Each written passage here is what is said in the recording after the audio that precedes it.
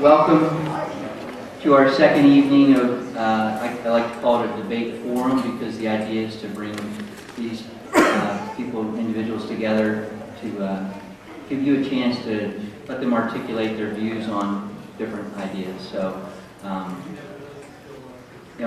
just want to welcome you. We did a pretty good job on Monday night. I thought it went pretty well.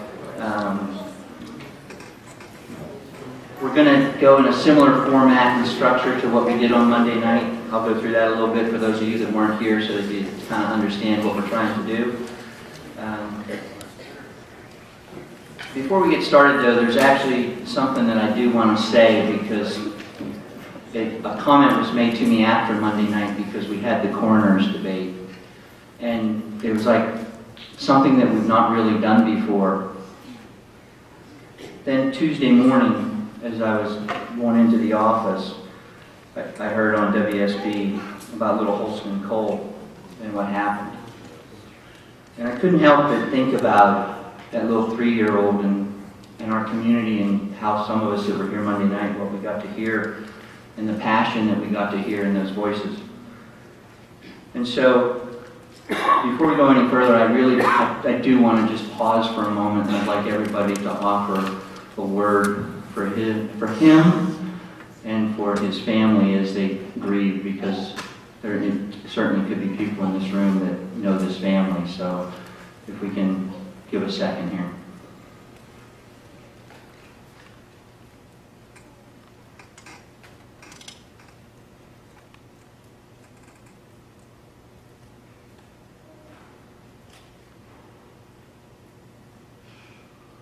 Thank you.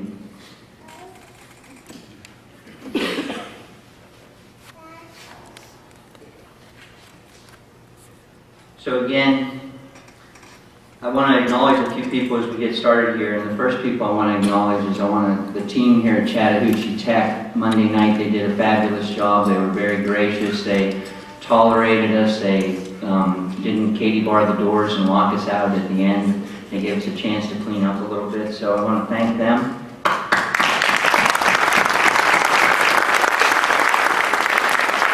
I want to thank Nancy Hollingshed, because when you're working in a volunteer capacity, as many of us know, it's difficult because everybody has so much going on in their lives, and so she really helps me, because those that don't know me, I travel about 50+% of the time. I'm actually leaving tomorrow morning for Chicago, and I'll be back Friday night, and I leave Monday from Chicago again, and Detroit and Green Bay, Wisconsin. So I'm blessed to have the volunteers that I do in the Fulton County Republican Party, and we can't come out to you guys without them. So Nancy Hollingshed, I thank you for your arrangement of this evening and Monday night.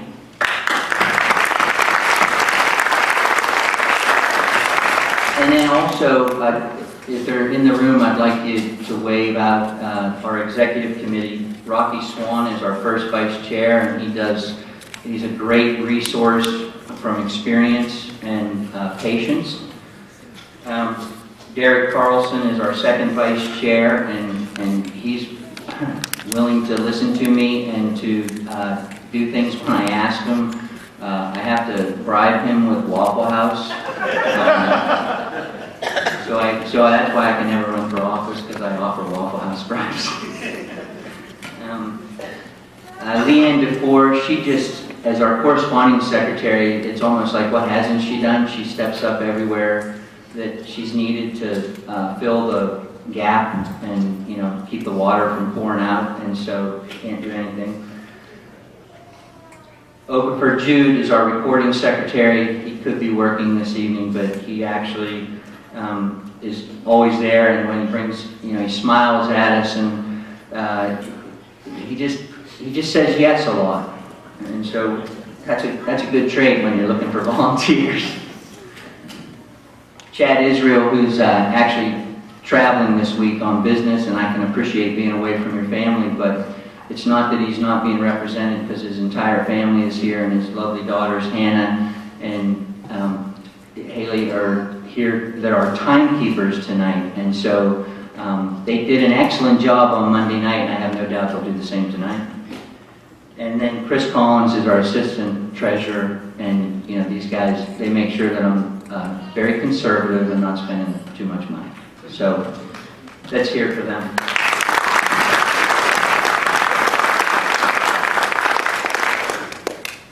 So as you can see, we have a debate that's going to be a moderator. I want to acknowledge Chuck Payne. He's from Whitfield County, and he's a very good friend of Paulding County. He actually most recently served as the 14th Congressional District field representative for the Ben Carson campaign. He also serves on the 14th District committees, and he's been chairman in the past, so he's well versed in the process of elections.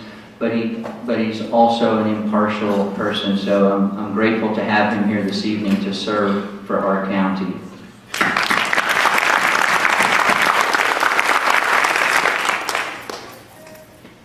So prior to coming up on stage, we drew numbers to determine who's going to start with their opening comments, and then who will answer the first question that they get. And then the rotation will begin from there. So whoever drew number 2 will go first, and so on down the line. I can tell you that we have more questions than we have time. We'll go about 45 minutes before closing remarks, maybe a little less, because they get approximately 3 minutes. Or they get 3 minutes for opening comments, and they get two minutes for closing comments. So we'll get to questions in. Again, the idea is for you to hear these individuals and to appreciate them putting themselves, and more importantly, putting their families out in the community to do this. So I'm going to turn this over to Chuck Payne. I've done very well on time.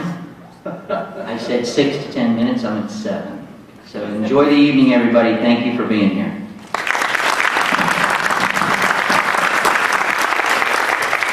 And I want to take the opportunity just to thank Craig for thinking enough of me to have me come down and do this. It means it speaks well, and I appreciate your friendship. As we begin this, I would like to go ahead and announce the order that everybody's listed as we drew the numbers. We have Kim Cobb. We have Glen Albright. Steve Dutton. Raymond Phillips, Teresa Lions, Ramona Tally, Jeff Ford, and Ashley McDonald. So I will go ahead at this time and call on Kim. If you would go ahead and have your opening statement. Thank you all for being here tonight. I'm Kim Cobb. I grew up in Cobb County, and I graduated from Kennesaw State University with a bachelor's in business and majored in marketing. After that, I began in the customer service field, and I was very pleased to be able to help people when they either called in or came in and had questions, and was able to get them solutions, and that's what made me feel like I was being helpful in serving the public. After that, I began a family and had children, and decided after my children were born, I would stay home with them for a short period, and I did. And then when they started school, I wanted to get back into my community as well as work some part-time, so I began driving a school bus. And that's how I actually got into the school system and some of the concerns I had.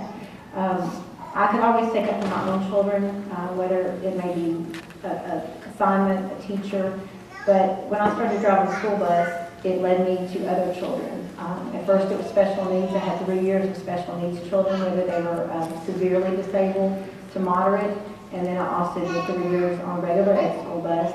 And I just saw that the children needed more. I saw how much they appreciated employees that cared, how much they needed. Our teachers needed support in order to help our students. And when I began asking questions, I just didn't seem to get many answers, so I started going to school board meetings, and it was at that point I realized there's somehow a disconnect between the students, the employees, and the school board. Therefore, I went to school board meetings for about 3 years and decided I wanted to run for school board. And I have served for 7 years. I do research, all the information that we are given before the meetings. I do ask questions before as well as during the meetings. So I'm not someone that comes across and signs yes and keeps going. I'm known for asking questions, and if you look at my training papers back when I started with the district as a school bus driver, the only thing on it was she asked a lot of questions, and I think that's a good thing. I think you deserve to have your questions answered, and if you're not getting them answered, that's when you go to your school board member, and we are the go-between between you and you start with the teacher, go to the superintendent, and then we're there to help you with that. And I would just appreciate your consideration, and I look forward to answering your questions tonight. I don't know how much time I have. But I'll give this, thank you. I give this a lot of my free time. People don't realize this is not a full-time job. I do subcontracting work in between. I have my vacations in between. I am at your school board meetings. I'm not only there in the seat, but I'm there mentally and I'm there prepared. And I'm also for the Education Foundation as well as the Child and Family Connections. Anything that has to do with children and our students, I want to be there. Thank you very much.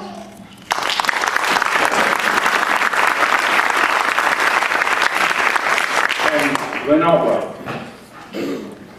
Thank you. Good evening, and thank you all for being here tonight. My name is Glen Albright. I'm running for the 4th District seat. My wife and I have lived here in Paulding County for over 22 years now. We have 2 children in the system, one at Dobbins Middle School and one at Hiram High School. I have been an attorney practicing here in Paulding County and the surrounding area for the last 4 years. Prior to that, I operated a business here in Paulding County that I closed down in 2004, and then went back to school as an adult.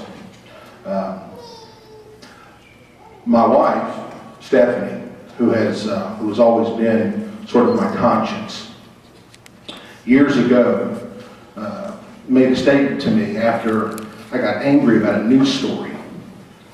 The news story was about a child that sort of fell through the cracks of the foster care system.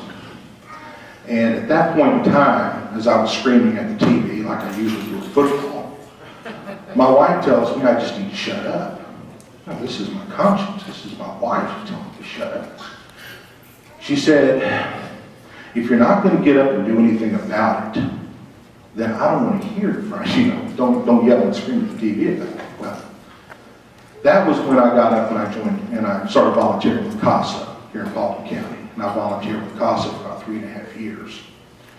And it was then that I really had my light lit for service and for doing things publicly, volunteering. And in this particular case, running for the school board came up for me quite a few years ago, but attending the University of West Georgia and then Atlanta's John Marshall Law School, things kind of got put on hold for a little bit. But now it's time to run. This is my first time running for political office, and it's been interesting to say the least. It's been an exciting adventure, and I look forward to the conclusion of this. To say the least, it's been an exciting election year all the way around, locally and nationally. Personally, I think the school board could be. Thank you. I think the school board could be more hands-on. And what I mean by that is, yes, the school board is a policy-making board and it administers a budget. But I would also like to see the school board be more hands-on, to reach out to parents, to be an advocate for parents, to be an advocate even more so for the kids, for the students. I see my time is up. Thank y'all so much. Mr. Steve Dutton. Good evening. Well, my name is Steve Dutton. I'm originally from Cobb County as well. I grew up in Mapleton, Georgia, and attended the University of what's now is Kennesaw State College, but at that time we all known it as Southern Tech. So I have been living here in the county since 2001. I have a beautiful wife and I have 3 children. My son Blake is in attendance at East Paulding High School. My daughter, because I lived on the other side of the county at the time, went to Hiram High School. And currently my stepson is in the National Guard, so we're extremely proud of him right now. So I get the question all the time, why do you want to run? I've had a lot of people ask that question. And I answer it as always, and a lot of people up here have asked me the same question. It's strictly the passion I have for the kids. I look around today and I see a lot of kids that we've congratulated and they've done very well, and we should all do that. But I'm also concerned about the kids that we kind of missed a little bit. And some of those kids have to take ownership on their own, but we definitely have to put our best effort to make sure that all the kids get the proper education while they're here. So 3 really quick things. What's the major things that I'm running on? Number 1, safety and security. We have got to maintain that our schools, our children, and our teachers are safe when they're doing their job. We cannot afford for them not to think that they have to put something in the back of their mind besides education. So whether it's bullying, whether it's drugs, whatever the case may be, we have got to secure those grounds. Number 2, we have got to find a way to attract and retain the top talent in this county. There's 2 reasons why teachers teach. I don't know if you guys growing up, I had a lot of friends that said, you know, I'm going to grow up, I'm going to be a teacher. Well, I promise you it wasn't because they want to get their wallet fat. Okay? So what do we lean on? We got to lean on the passion. So we have got to find ways to keep the folks here in the county that want to stay here and also attract the other ones from other counties. And guys, last but not least, I've asked this question all around the county, some of you guys here in the audience, and no one can tell me a good reason why we can't be not one of the tops, but the top in the state of Georgia. There is no reason. With all collaborated efforts that we have here in this county, getting the teachers what they need, getting the parents involved, there is no way why we can't be that top school system. Thank you.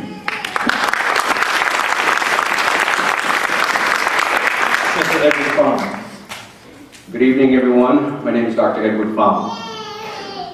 I'm an owner of Pham Chiropractic now for going on 18 years. And I'm going to share with you my passion on why I want to run for school board. But before I do that, I want to give you a little bit of history about me so you understand the man that's standing in front of you. I was born in Vietnam, growing up as a child. Don't know what's it like to have running water. Never seen a colored television set when I grew up. I remember our family had to use 50 caliber cell casing as well as 30-06 just to get the barbed wire and get the spikes off of the barbed wires to sell the wires to buy yucca or old corn to be able to eat. We didn't know when our next meal was going to be coming from or where it would be coming from. I came here when I was 11 years old. Didn't speak a word of English. This now is my home. This is the place where I would pick up my weapon and protect and defend this country. This is our country. I came here at the age of 11, didn't speak a word of English, but by the time I was 25 years old, I graduated with my doctorate degree. So I know what's it like to come from nothing to make it into something. I know what's it like to be able to sit in the gifted classes. I know what's it like to not be challenged. We can't have children that are not challenged because they're just so smart. And we punish them before we should just give them medication. We should be able to test them. These kids could be our next president. Okay? I came here and went to school, graduated, and opened up a chiropractic clinic. One of the best that Paulding County have ever seen. I mentor many doctors. I have 2 beautiful girls. My oldest is Jasmine, she's 10. She's currently attending New Georgia Elementary. And the youngest one is Michelle. She's 10 months. We were blessed with Michelle last year. And Michelle was born with special need. I'm not a politician. I'm a concerning parent. that want to make a difference. And I know what's it take to be successful. Thank you very much. God bless.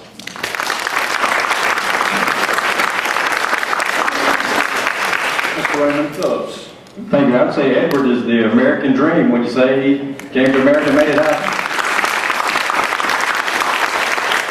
Good evening, I'm Raymond Phillips. I've been a resident here for 27 years. I'm a conservative, I'm a follower of Jesus Christ. I'm not ashamed to tell you that. I came here in 1989. I had an opportunity to go to work for a bank. Called my Uncle Ken, who was a high school football coach. I said, Ken, do I need to come? He says, yes, you do. Talked with Canal, his wife. She said, yes, you do. And they were right. It was the best move I could have possibly made. I came from Hootersville to the land of milk and honey. And this county's been very good to me, as it probably has been to many of y'all as well. Currently, I'm on the Wellstar Board Community Board. I am on the Fellowship of Christian Athletes Board, and also on the Community Foundation Board. I've been on many boards since I've been here. The United Way, I chaired it. I chaired the Chamber of Commerce. I know how boards work. I know that it's a collective effort, that it's not just one person doesn't decide, all decide together, and I know that work together in unity is better than cause of division. I know that when I have a stance, I got something to say, I'm going to say it. If I'm outvoted, then I want to go with what we decide. I'm going to embrace it and move forward. I think that's the way we do it. We've had some issues that we all are aware of where the community has not worked together and is a little bit divided. I hope that doesn't happen within this in this board structure. I'm glad that Kim and I are running against each other. I say that because she's been a formal opponent, and we've agreed up front that there's no need to that we would debate and not judge each other's character and bring it to the forefront. And I appreciate that as well. With that said, I'm done.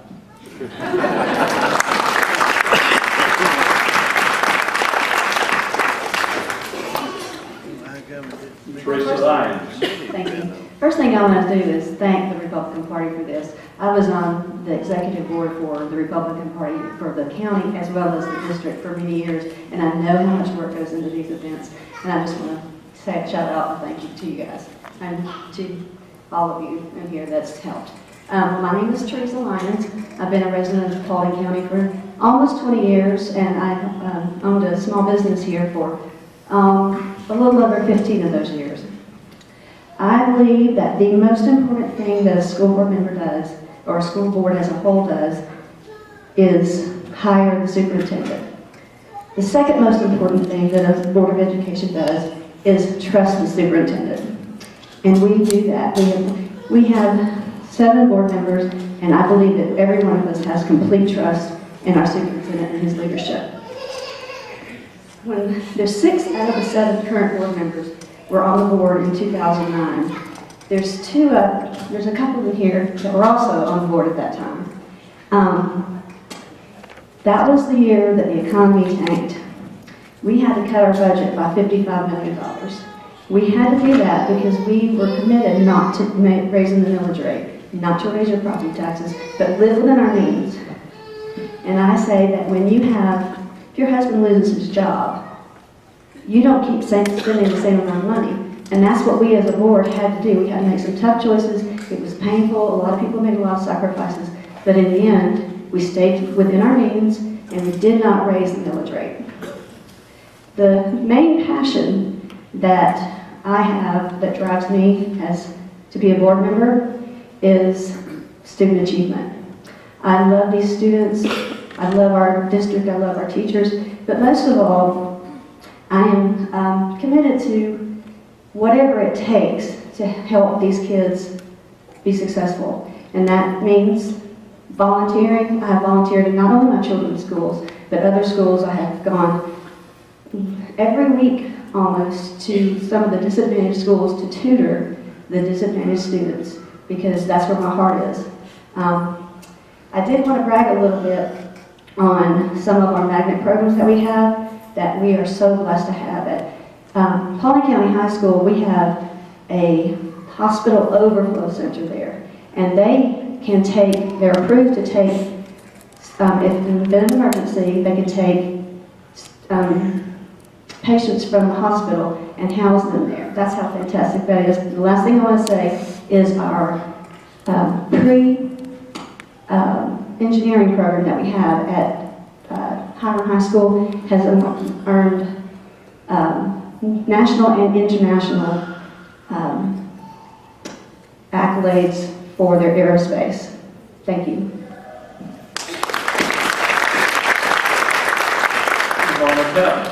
Good afternoon. I'm Ramona Tally. I'm running for School Board District 4. I have lived in the county for 37 years. My husband, Jim Tally, who's here tonight, of 43 years, moved to the county in 1979. That's when we had one stoplight, we had one high school, and maybe one middle school, and maybe 2 or 3 elementary schools, and that's it. We had a total of around 24,000 in population. Now today, wow, we have 37 schools. We have approximately 155,000 in our populations. So I have been here during these really hard times and painful times during the school system. I am a retired educator. I was in education for 32 and a half years. 29 of those years were here in the Paulding County school system. I began as a teacher at the high schools. I taught for about 17 years here, and then I was fortunate enough to become the Youth Apprenticeship Coordinator, which is a program that's striving today. I then went to a vocational coordinator, then to an assistant principal, and then a principal at Matthews Alternative School, and I retired as the Director of CTAE, which is Career Technology and Agricultural Education. So I feel like through all of these realms that I have taken part in the school system, I've learned a good deal about curriculum. I've learned a deal about nutrition, safety, transportation, and even budget. You're responsible for budget from a teacher on up. Let's see, as I said, I retired in 4 years ago, so in 2011, I think that was. I have a passion for education, a passion that runs deep because in college, this is what I majored in, to become a teacher. When I was in the 5th grade, I had a teacher that was mean. She was outright mean, and I today still remember that teacher and some of the things that she said to us as a classroom, and I thought I would never do that to a student. I'd never belittle someone like that teacher did, and that's one of the reasons why I became an educator. But staying with it for 32 and a half years, that's a long time. I've seen students from kindergarten all the way up to 12th grade. I have the dedication, I have the willingness, and again, I have the passion to serve on the Board of Education. My platform is communication, concerns of our community, and last of all, school safety. Thank you.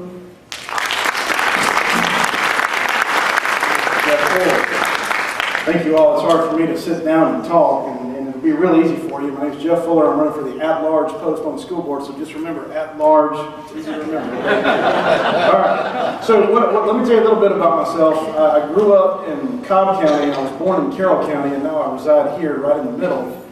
Been here for the last 10 years. Moved here in 2006. I have 2 children in the school system that go to Burnt Hickory Elementary School. They're 8 years old and 6 years old, and those are my 2 reasons that I'm running for school board. And some of my main concerns in this county is the transparency issues that we have in our county and local government. Most of you in the room probably have never been to a school board meeting. There's probably some that have. But we need to video those meetings. We need to put those on Channel 23. We need to know what's going on in our schools. The school board members need to be active. It's not the school board member's job to walk into the school and dictate what goes on. That's for the superintendent. But we have to know, in case there's teachers and students that are facing problems that are afraid to talk to the board out of fear of the administration. We have to be involved in that. And I want to bring that kind of leadership to the school board. I want to be involved. I want to know what my kids are learning. I don't want to outsource our cafeteria workers and our custodial staff and our bus drivers. If you have custodian Bob, who's worked at the elementary school for 27 years, I would rather him open my kid's yogurt packet than somebody who reports to an outside vendor in Pennsylvania. And those are our employees, we're proud of those employees, and we need to keep them here, and my opponent voted to do that.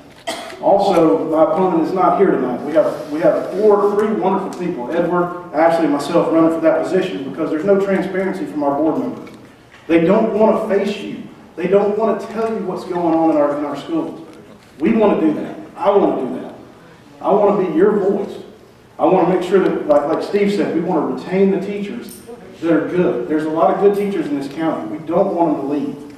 I'm so excited about Coach Van Spence at Paulding County High School. His father-in-law was my Little League coach growing up. I think it's a great move. I'm very excited about that. We want to make sure that we can attract those coaches and bring them to Paulding County.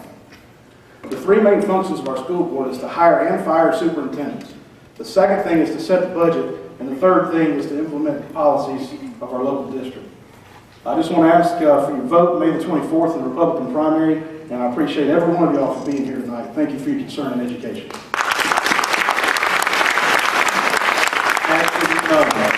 Good evening, everyone. I'm Ashley McDonald, and I am also running for the school board member at large seat. And just a little bit about myself, I am not originally from Georgia. My family is military, so we moved around a little bit of everywhere. I was actually born and raised in Alaska, and we ended up establishing roots here in Georgia about 12 years ago. And 2 years ago, I moved out here in Paulding County. We actually live up towards 278 on the way to Rockmart. So not too terribly far from here, but I completely lost what I was going to say, y'all. I'm a little bit nervous up here, so bear with me. When I moved out here, I got involved in my homeowners association. I am now the acting secretary. Last year I was the vice president there, so I stepped down a little bit just to take a step back. I have two beautiful reasons of why I'm here tonight. One was crying a little bit earlier, so I don't know if you heard her, but I do apologize for that one. And the second one will actually start pre-K this year. And I kept hearing parents say, well, I don't want to go to Paulding County School. I'm going to go out to Cobb. I'm going to go out to Bremen. And I started wondering, well, why? Why do you want to leave a perfectly good county when we have great schools here? So the more I got to talking to teachers, the more I got to talking to parents, I realized that while we have great teachers and great facilities, we can do better. We can do better, y'all. I'm not here to tell you that I want to be financially conservative, and I don't want to tell you that I'm going to be transparent, because I believe that every single person here tonight who's running for the board will do that. What I'm here to tell you is that I have ideas, and I have plans, and I believe that they're the best ideas that I can offer you, and this is where I'm coming from.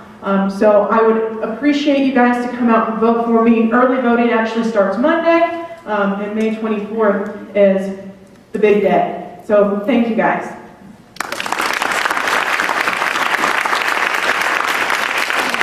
Now for the first question. This question will go to Glen Albright. What do you consider to be your governing philosophy, and how will you apply that philosophy to your elected position on the Board of Education? I guess my governing philosophy is actually very simple. As it applies to, especially I guess it applies to a philosophy as to how I would operate, how I conduct myself on the school. Sorry about that. How I would conduct myself on the school board. And that is, when you're making a decision, when you have a decision to make, very difficult decisions, as was being spoke about, cutting budgets and those sorts of things. But when you have those kinds of difficult decisions to make, you've got to get all of the facts together first. Without pride, without prejudice, without anything, you just get the facts. You talk to people, you understand the situation, and then you make the best decision that you can. But you don't do it knee-jerk. You don't make decisions out of passion or anything else. You make the decisions based on the facts. And 99% of the time, that's going to be the best decision. That's because the budget and the policies that the school board set forth, they're not based on passion. They're based on common sense. They're based on what's best for the county. And if you're bringing in all of the facts, you're getting all the information together first before you make that decision, then it's going to be the best decision. My philosophy as far as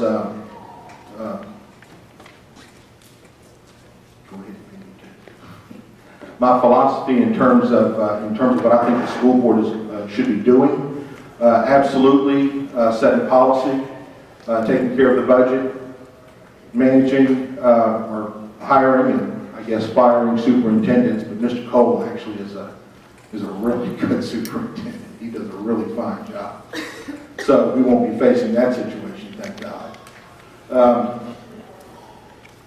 But ladies and gentlemen, finding a place.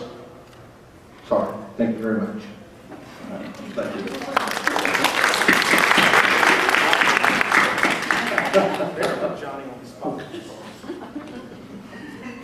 And Mr. Steve Dutton, same question. What do you consider to be your governing philosophy, and how will you apply that philosophy to your elected position on the Board of Education? Ramona, I'm going to apologize because I might use you as a desk in a minute, but as everybody else stood up, I guess when me being tall, it's okay as well. Well, I thought a lot about this question because there's a couple of different ways you can take this. First of all, in honesty and integrity, I mean, you guys should never have to worry about that, but I'm going to reiterate that.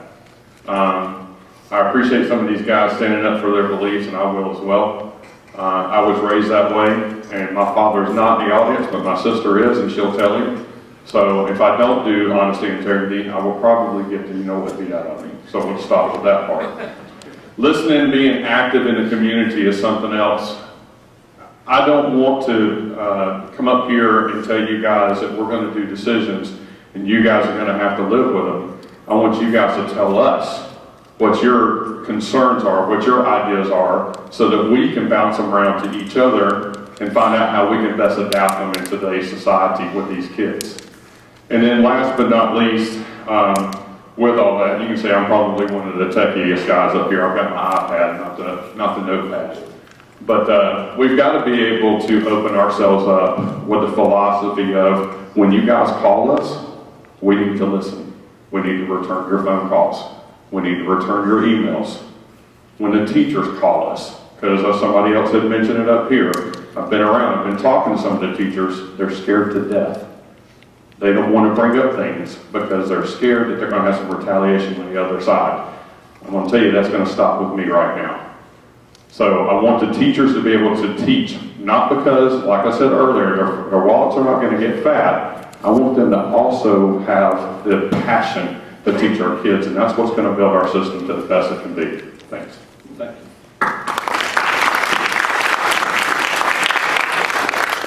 Edward Thumb, same question. I need a big stool so I can stand out and y'all can see me. Very simple.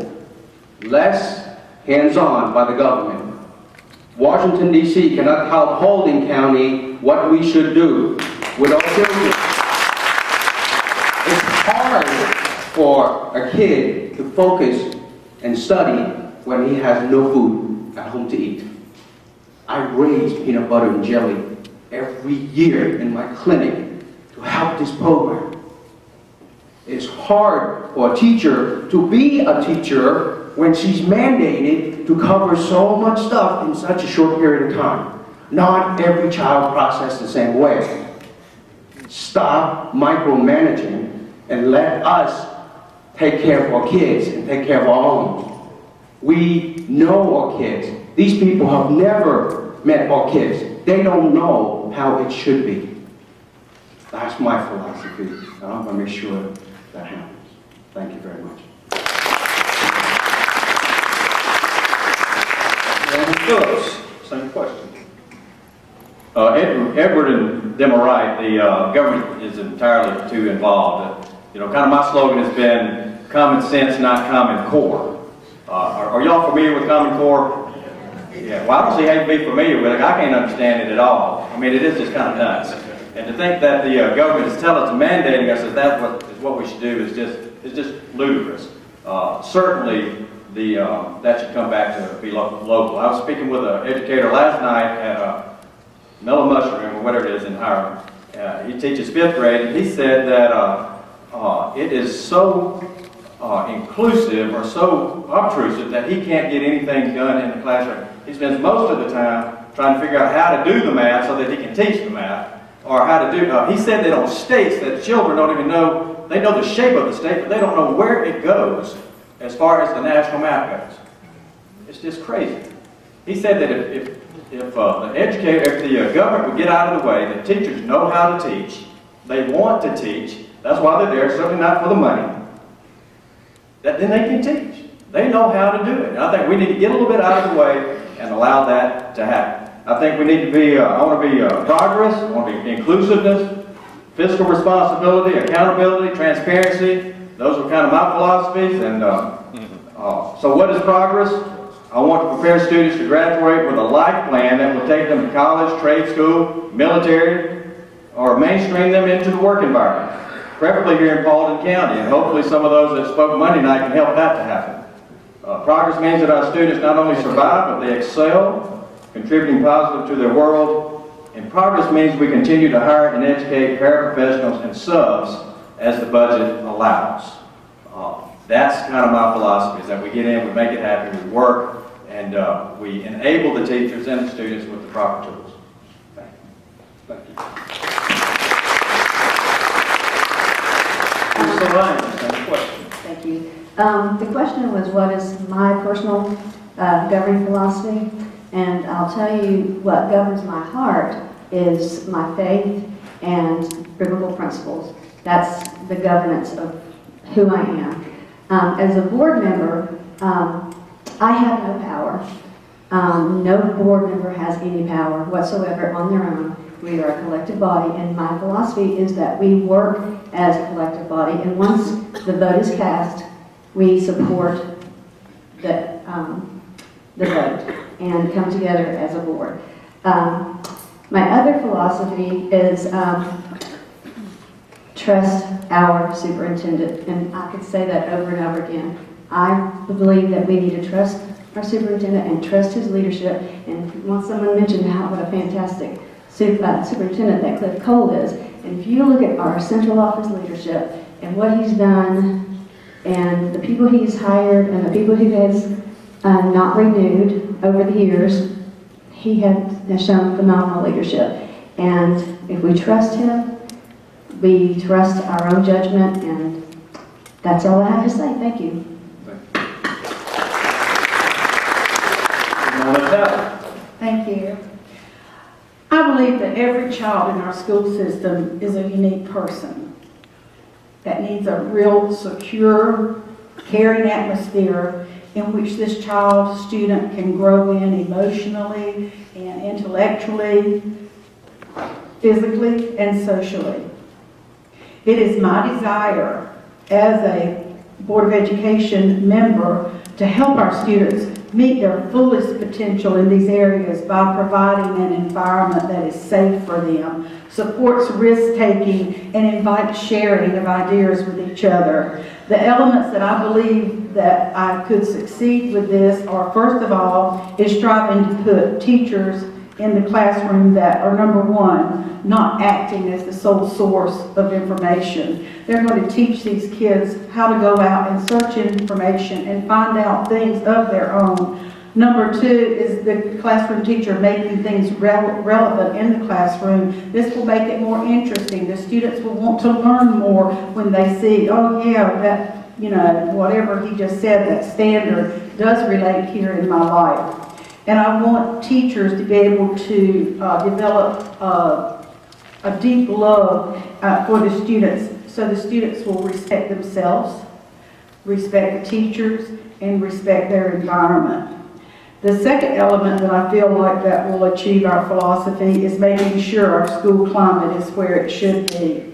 School climate refers to the quality and character of our school community, and they have said when you have a good school climate, you're going to have an increase in graduation rate, and you're going to have more or better student achievement. Thank you. Jeff Fuller. My governing philosophy is very simple. It's conservative, Republican philosophy with lower taxes and less government interference from the national level, like Edward said, into our school system.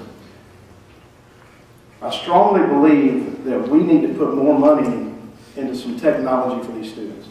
I've been in the car business at Carl Black for 11 years. When I was selling cars in 2005, I had a notebook in the back of my pocket so I could write down information on my customer and what kind of car they wanted.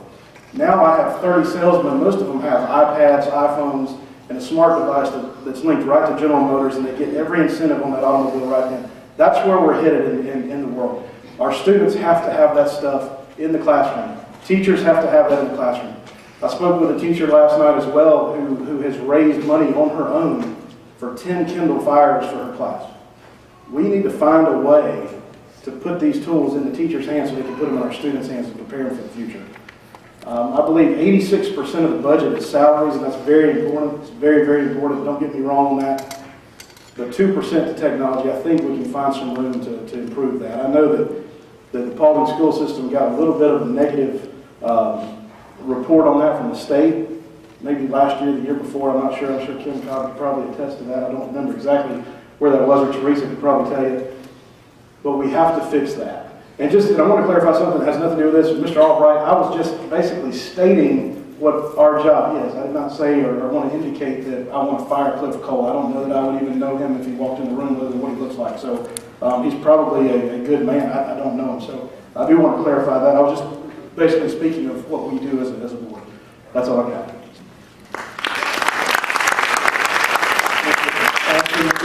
Thank you. I consider myself to be a little bit of a libertarian mixed with a little bit of a Republican. I believe that the government needs to back off on how much control they have within our school district, that the state needs to take a step back and let local counties start taking control of their kids. I believe parents need to be more involved with their children, and that a parent's authority should never be questioned by the school. That parents have their own right to get involved with their children in the schools.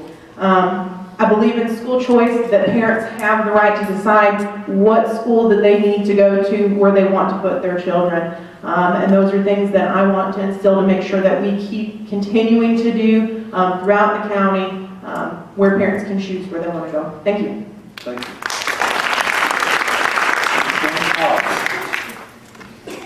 My personal governing philosophy is to treat other people the way I want to be treated, and to serve other people the way I would want to be served. That comes also with keeping my integrity, my character, being honest and open. Because if you're honest and open, you really don't have anything to hide. You don't have to worry about answering questions. I also believe in standing up for my beliefs as well as for what you believe. And I don't mind asking a question. And I do think we have a wonderful superintendent, and that is our only employee. But we work together. It is 7 people, and he is our single employee. So I do trust him. He is a wonderful man. He is only as good as the information he is given. Therefore, if you have parents and students with issues, they go to the teacher. The teacher may want to help, may not have the ability to help. Then they go to the principal. I visited the school the other day after getting an email. Everybody in that school wants to help those children. There's a reason they can't help those children, and it's out of their hands. And those are the things that we have to hear. And it's sad to me when I go meet with a superintendent and spend time with him and ask him, well, does anybody else come meet with you about this? No, no one comes to meet with me. He does not hear a lot of this information, and he doesn't hear it unless someone tells him. And that's also our job as school board members, is to let him know. He is our employee, and he can't do anything about it unless we let him know. So we cannot get involved in daily operations, but he wants to know what's going on in those schools because he has a leadership team that can handle that and can solve those problems. But we owe it to him to let him know what those problems are. And we owe it to our employees to empower them. Because every email I get talks about how wonderful our people are. But sometimes we're strapped in their hands, and that's sad. Thank you. Thank you.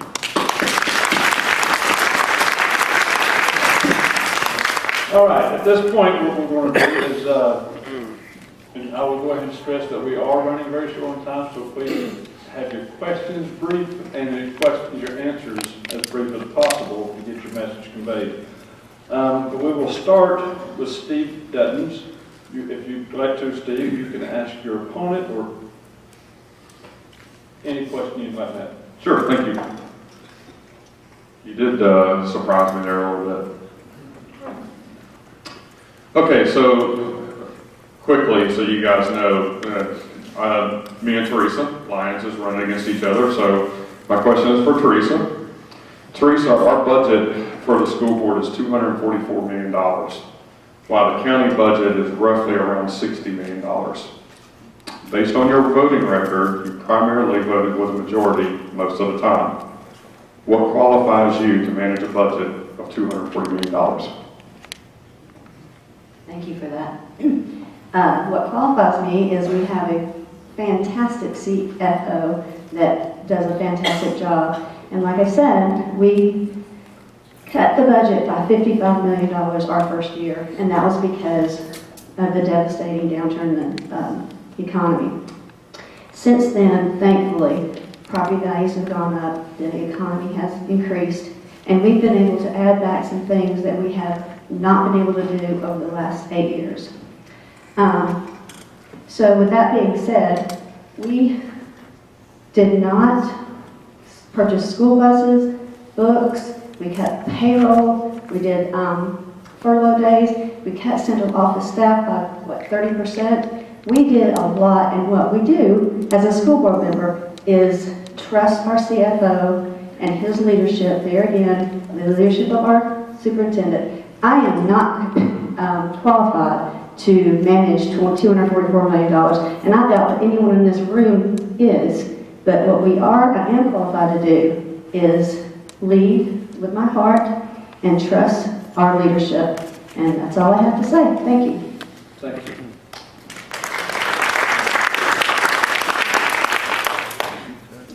Edward Vaughn, would you like to ask your opponent a question? Either of your opponents. One or the other. All right. We're missing one, so we're gonna just do with the vote. Last week, we lost 2 of our young girls in middle school to suicide because of bullying. And I'd like to find out from you both what you would do different and how we can prevent this kind of thing from happening, because my heart and prayers go out to this family. And which candidate would your question be to? Both. Both? Yes, sir. Okay, please be brief. Real quick, I'm sorry to hear about that. I had not heard that, but bullying and anti-bullying is 100% on my list. My 2 boys are 6 and 8 years old, and I'm instilling in them today, you do not bully. You have to tell them that when they're little, okay? But let me tell you about this bullying situation. Most of the time, the kids that get bullied, their parents are forced to put them in homeschool, or they're forced to put them in private school to get them away from the situation. It's sad. Here's what I say. I say you get the kids that are doing the bullying, and you put them in the alternative school until they straighten up. Or you bring the parents in, and you have a powwow in the office with the parents of the kid that's doing the bullying, and you put a stop to it. We have to put a stop to that. It starts at home. It's not up to the teachers to manage that. They have to manage it, but it's got to start when they're little. I told my kids at 6 years old, both of them, never let me find out that you guys are bullying someone because of a social status, because they're not wearing Nike tennis shoes or Under Armour. I said, you don't do that. You have to teach them when they're little. But parents should not be forced to have to withdraw their kids from the public school and pay for private school because we didn't handle it. We have to get a handle on it, and we have to do it now. It's sad. That's my take on it. Thank you.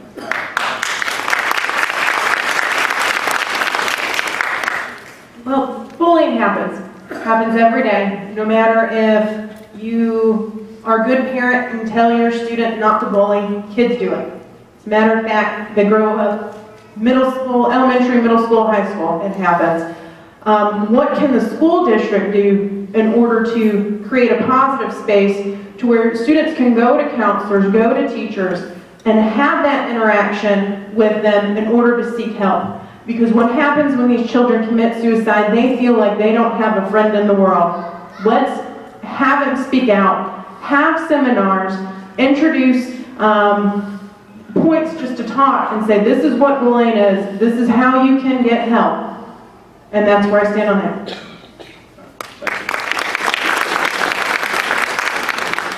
Raymond Phillips, you're welcome to ask Kim Cobb a question.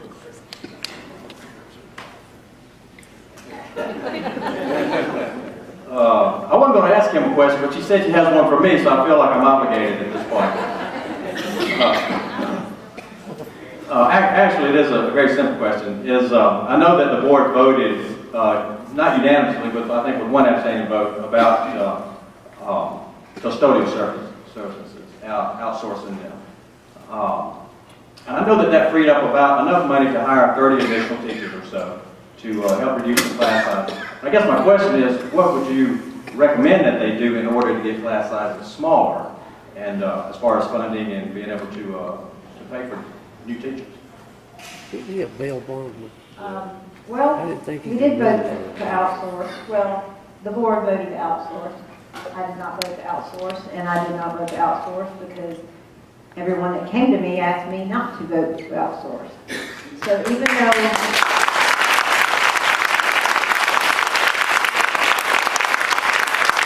personally, whether I wanted to outsource or not, that's not my job. It's to represent the people who come to you. Now, had everybody come to me and asked me to vote for it, and I wanted it, I would have, I didn't want it, I still would have voted for it. As far as the teachers, everybody wants lower class size. We want that. We're also trying to cut costs to do that. Some of this goes back to some of the things we talked about, whether it's bullying or discipline. You can have, and being from the school bus, I can tell you, I can have 70 kids behind me. And it may take me 2 weeks to realize, hey, she loves me enough that she's going to make sure we behave. You can put 2 kids behind me and they'll drive me crazy. What we need to do is, not only do we need to lower class size, we need to empower our teachers to take the kids who are causing the issues out of the classroom. It doesn't matter if you have 20 or if you have 35. If you have 5 of them in there that you can't control, those are the ones that are causing the issues. So, and back to outsourcing, now we have some custodians out there and stuff. My thing with that also was not only that the people didn't want it, I just asked to slow it down. I asked for a pilot program. Let's see if it works in 3 schools. If it works, let's go with it. I don't, to be honest, it was 27 teachers. I'm still asking how much we're paying for them and where those teachers are, because I don't know that we actually got 27 teachers, and I don't know that we saved as much money, and I'm still waiting on those answers. Thank you.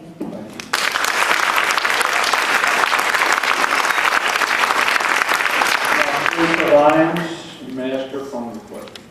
I do have a question for you, Steve. You said that you were planning on attracting and retaining top talent. Exactly how do you plan to accomplish attracting and retaining new talent? Or the top talent, I guess is what you said. Sure. Thanks, Teresa. Well, I've actually asked this question to a couple of the principals. I actually asked this very question to Jason Friedman over at East Baldwin High School. I've actually asked this question to Brad Wheeler, who sits on Cobb County Board. And both of those guys said there needs to be more communication, not just between the teachers of how to do this, but also Brad Wheeler was very instrumental, said that the boards don't talk, it's like a competition. We got to find out what's going on in other counties, not so we can implement everything, but to find out what they're doing right, that we can establish it here. The fact that we're competing, this is not a competition. When you look at this is all about the child's education. So we need to go to each and every county, find out how they're doing it, if we're not able to do it now. Because the only thing I'm hearing from the educators now is that a lot of them are staying, they want to stay, but it's getting really close. And I've also heard from some other principals that it's getting really close. I was born and raised here, but I got a really attractive offer in Cobb. I've got a really attractive offer in Harrison. I got a really attractive offer somewhere else. So Earlier, I mentioned something about, you know, that the teachers' wallets don't get fat, but we have to find out a way that we can increase that a little bit, because the passion only goes to so far. And once your passion is gone, and you're having to pay a bill that you cannot pay anymore, well, guess what? You're going to another county. So that's one of the ways I would start, is I would start with communication and opening ourselves up to talk across the state to find out where those counties are actually holding their teachers and what they're doing right. Thank you. Thank you. Next, Ramona Tally, your question, Glen Albright. Okay, thank you. Well, I was like Raymond, I did not have a question, but I feel like I have to because everybody has asked questions. So Glenn, my question to you, I know you're an attorney, you serve on some boards and so forth, and I think being a board member requires a lot of time. It requires more than just 4 hours a month going to 2-hour board meetings. It takes a lot to get out and so forth, but my question to you is, do you have the time on your schedule to devote to the school system what needs to be done? Thank you for that question, Ramona. The answer is simply yes, I do. As an attorney, I have my own practice. I set my own hours, I take my own cases, and I operate my own calendar. So I have plenty of time to operate around cases and set my schedule and make myself available to serve on the school board however and wherever I'm needed. So I am happy to serve to the full capacity. Thank you. Thank you. Next, Mr. Jeff Fuller, you can ask a question of one or both of your opponents. I don't have any questions for the two opponents that are here. My only question is, Joe, where are you?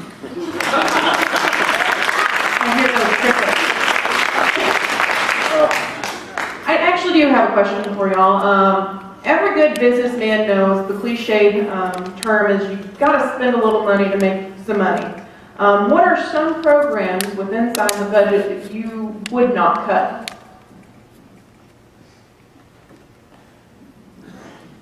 I would not cut paying the teacher what they deserve. I would not cut helping and awarding the teacher that stayed late to do extra work to help the student. I would not cut anything that helped. Not one of us would be here today if it wouldn't been for the influence of our teachers. I would not cut that. Without a teacher, our children, which is our future, will not be where they need to be to the greatest achievement that they can be. Every day I pray that God will bless my children and myself to reach the level of greatness that He has designed for us to be. And our teachers are being used to help with that. Thank you.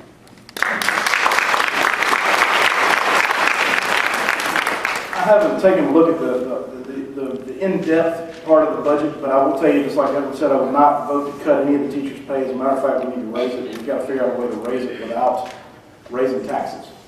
Let me just throw an idea out, Alex, because that's obvious. What I would like to see in the future, and I want to do a study, and I'd like to put a citizens advisory panel together to see if maybe eliminating the portion of your property tax, the school tax, and replacing it, and make sure you understand replace, not add, replace, not add, with a sales tax. Now, we have to look at the revenue during the bad times in 2008, 2009 to make sure that 1 cent sales tax is going to bring in the revenue to run the school board. Now, with that said, I'm highly in favor of reducing the age of the property tax that we currently have at 65 and phasing out to 70 to 62 like Cobb County does. Cobb County has a $1 billion budget. Ours is $240-something million. There's got to be a way to do this and take the burden of our homeowners and property owners away. We've got to attract businesses to this county. We have to bring businesses, and not only to generate revenue, but let me throw this at you. What businesses also do is they sponsor our kids' sports teams. They sponsor football. They sponsor basketball. They sponsor volleyball. All of them. If you go around our high schools, you're going to see the same 2 or 3 or 4 or 5 or 6 names on every high school That is great, but it's putting a burden on the small businesses that we have. We've got to attract more businesses. At Carl Black, we're going to spend $600,000 over the next 5 years to sponsor the new football program at Kennesaw State University. We need to attract businesses to help our kids grow. And also, it'll put those iPads in the classroom. It'll put those smart boards on the wall that some schools in our county still don't have. We've got to fix that.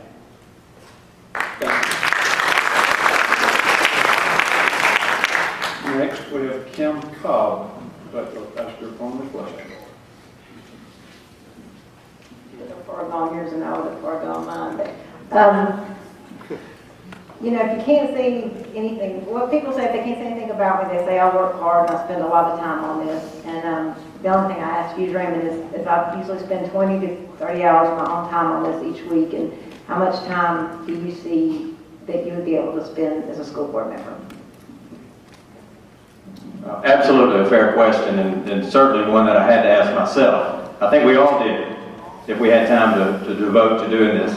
And I am very blessed. I was able to take a couple of weeks off just a week ago, and I came back to my businesses, and they're still running, they're still there, and in fact, they're probably running better because I was gone. And I'm very blessed with some wonderful employees, but it's certainly a fair question. And I'm 2 miles from the Board of Education, my business and my residence.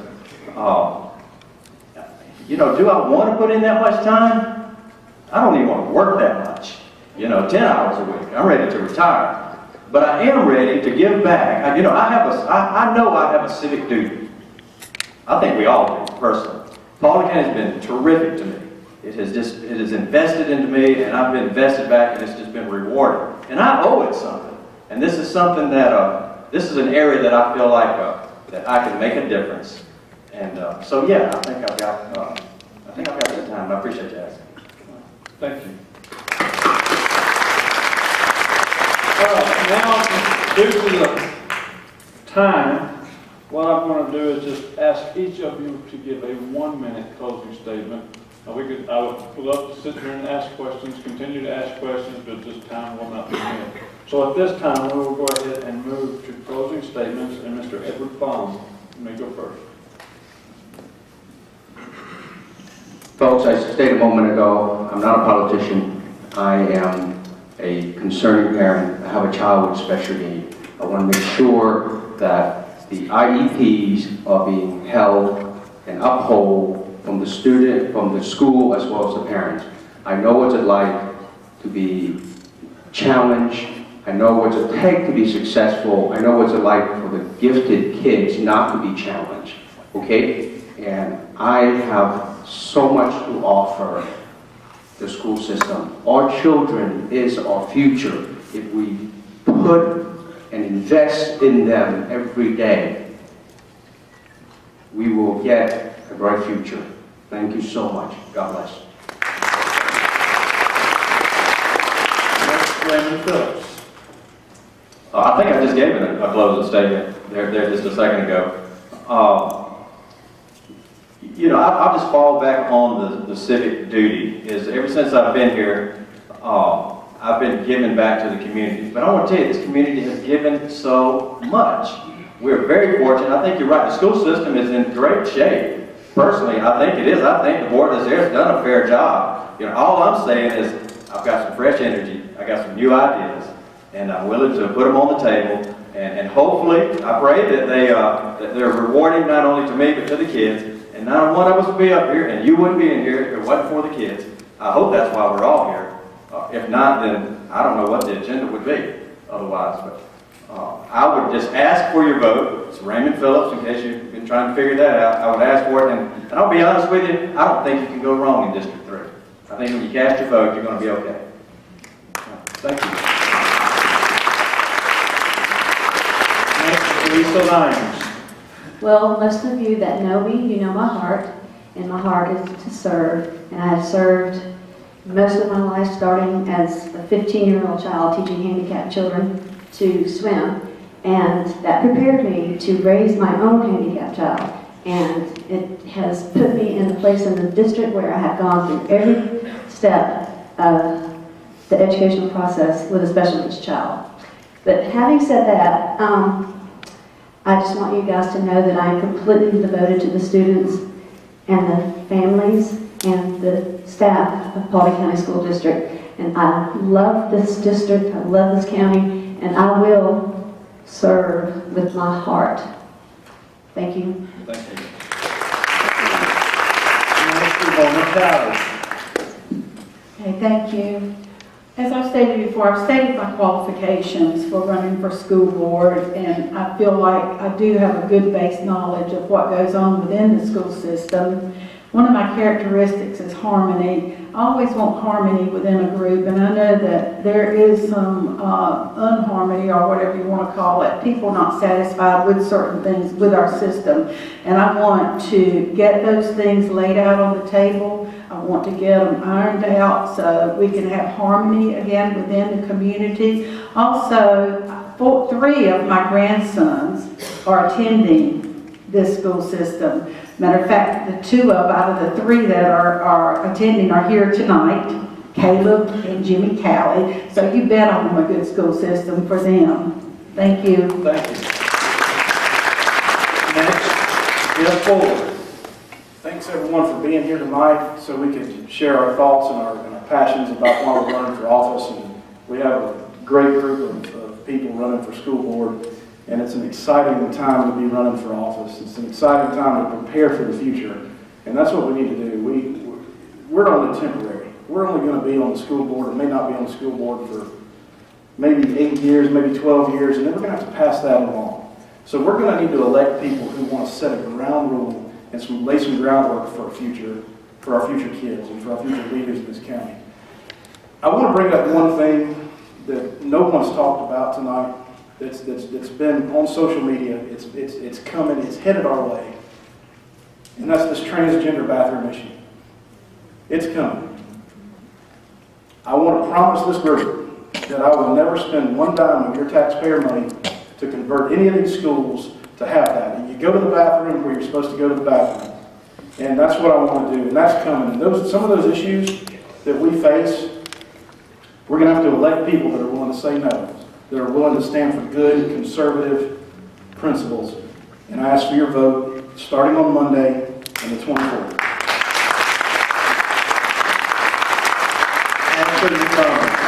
First off, I want to thank the Republican Party for having this event tonight, because without them, we wouldn't be here. I also want to thank you guys for coming out and taking the time out on a Wednesday night at 7 o'clock to come and meet your candidates, because it takes a lot of courage for us to get up here and talk about our issues and what our passions are. Paulding County is great, but it can do better. We can be the top not only in the state, but I believe we can be the top in the country. And we just need the right people to do it, the right people to put the time and effort into it, and I'm willing to take that time and support this community as much as I can. Thank y'all.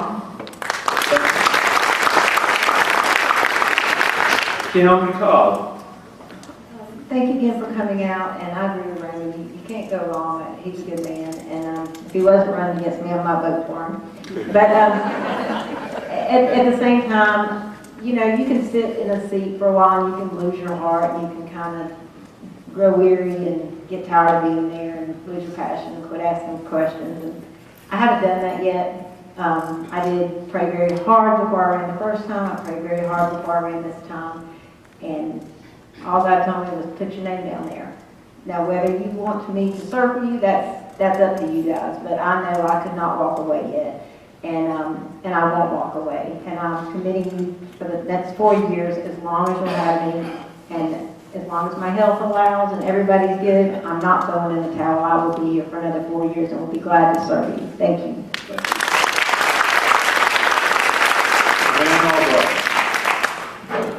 I thought for a moment I might have to go Trump, because I didn't get to ask my question of my opponent. The system's rigged.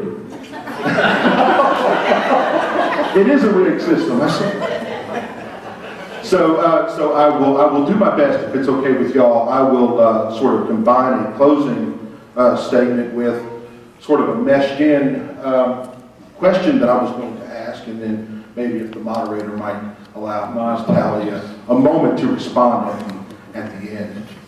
I will kind of finish with a closing statement as I'll finish my opening statement. and that was a strong advocacy for parents, strong advocacy for the students, and I will do my absolute best in any way that I can see possible to end Common Core. Common Core has done nothing but serve to frustrate teachers, frustrate parents, and frustrate the students. The system in itself was based on some flawed data. The research that I've done has been eye-opening, to say the least. One of the proponents early on, when Common Core was being developed, stated that the math and science curriculums nationally were a mile wide and an inch deep. Well, unfortunately now with Common Core, it seems that the curriculum is an inch wide and a mile deep, and our students are now drowning in it. They can't even get across this confusion. And I think that's going to need to be changed with a serious dose of common sense education, primarily getting it back to local. And of course, I did have a whole section on here about discipline issues and class discipline, but needless to say, teachers absolutely need to be able to have more control in their classrooms. But my question to Ms. Tally is, given the level of frustration experienced by teachers and by parents and by students with Common Core, what changes, if any, would you make to the system? How long do I have? That's a deep and wide subject there with our Common Core. Well, Common Core came about this Georgia adapted Common Core in 2008. When Common Core was brought about, we already had QCCs, and then from our quality core curriculum came the GPS, which is the Georgia Performance Standards. A lot of the Georgia Performance Standards were embedded into the Common Core.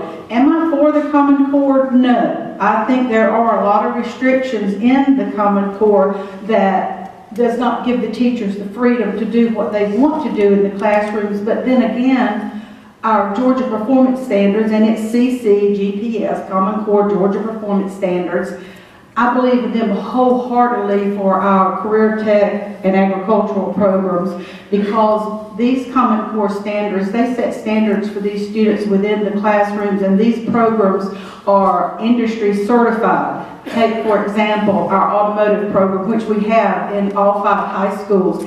These programs are certified in 4 areas: brakes, electrical, engine performance, and I don't remember the 4th one, I'm sorry. But if a student chooses this as his pathway, one of these 4 areas, this student can be tested with a national test, and if he or she passes this, then they are what you call ASE certified. They can take this certification and go anywhere in the United States and be a mechanic, or go into one of the dealerships and get a job.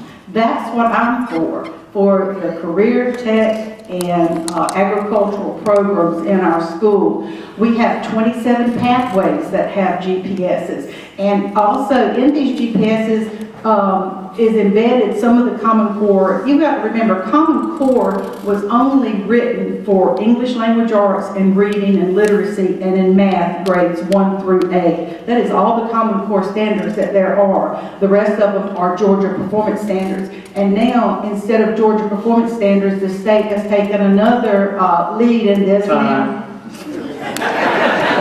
Georgia Standards of Excellence.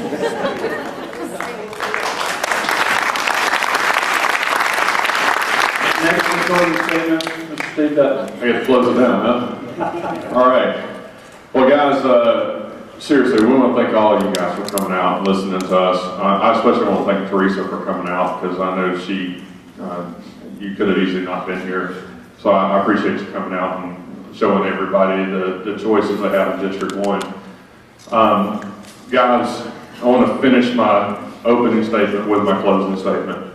Communication is vital to you guys, back and forth. We have to hear from you. It's one of the reasons I'm also in this, is because I think that can be the lifeblood for us. As far as the budget concerns, And what I do for a living, I work for Johnsonville Sausage. One of the things they want us to do is be in this community. We're blessed, so we want to be a blessing. And for myself, I control $60 to $80 million. So yes, one person can look over that and control that and look at all the minute details and make sure we're spending your money appropriately, because that's what matters to each of you guys. So I ask for your vote. I ask that you take your time and go out and vote on May 24th. Thank you very much. Thank you. At this time, would you please give a round of applause to all of our candidates.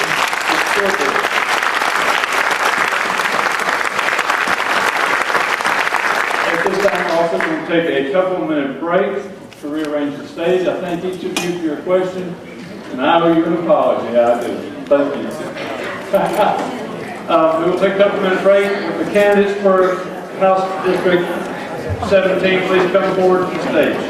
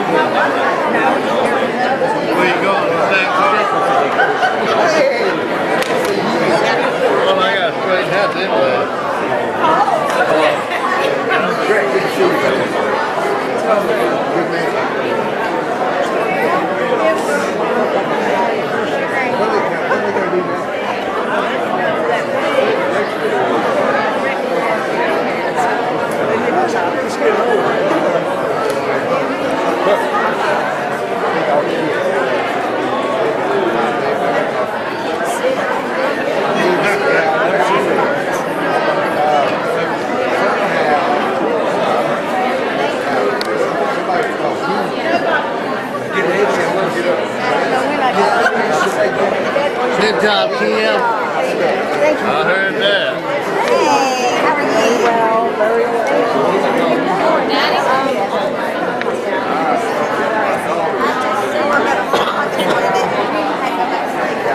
Hey, Agnes. How you doing? Hey, Grady, you look so pretty. Well, I did. I got here a while ago. What, about an hour ago? But I texted you first. That's okay. I text you, and then I text Peter, I think something, and then I text him and said, hey, I'm here. I said, see her in the back. She's in the back. Hey. So anyway, but I said, no.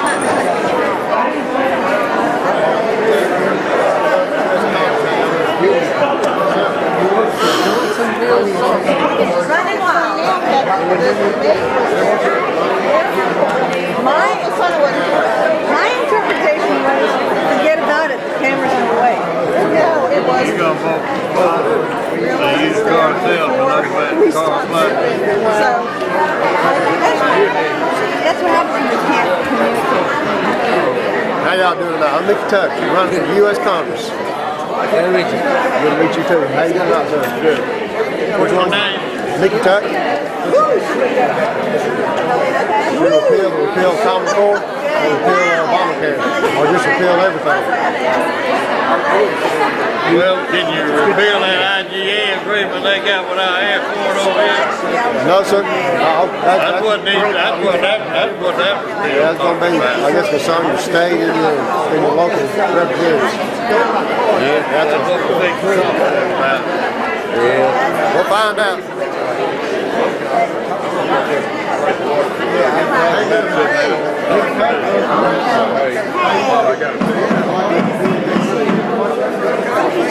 Okay, everyone, we're going to get started again.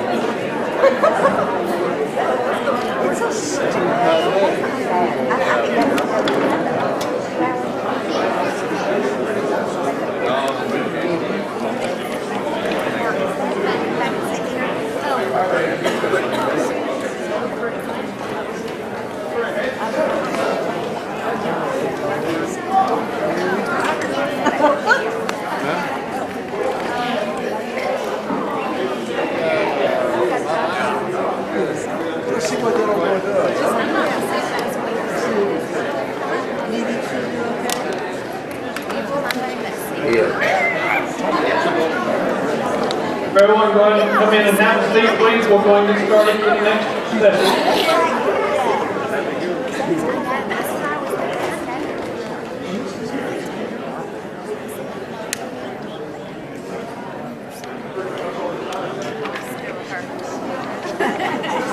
All right, everyone.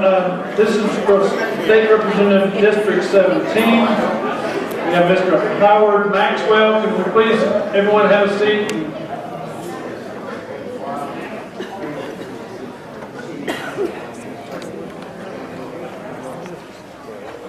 Mr. Howard Maxwell and Ms. Kran Liberty, for Georgia Representative, House District 17.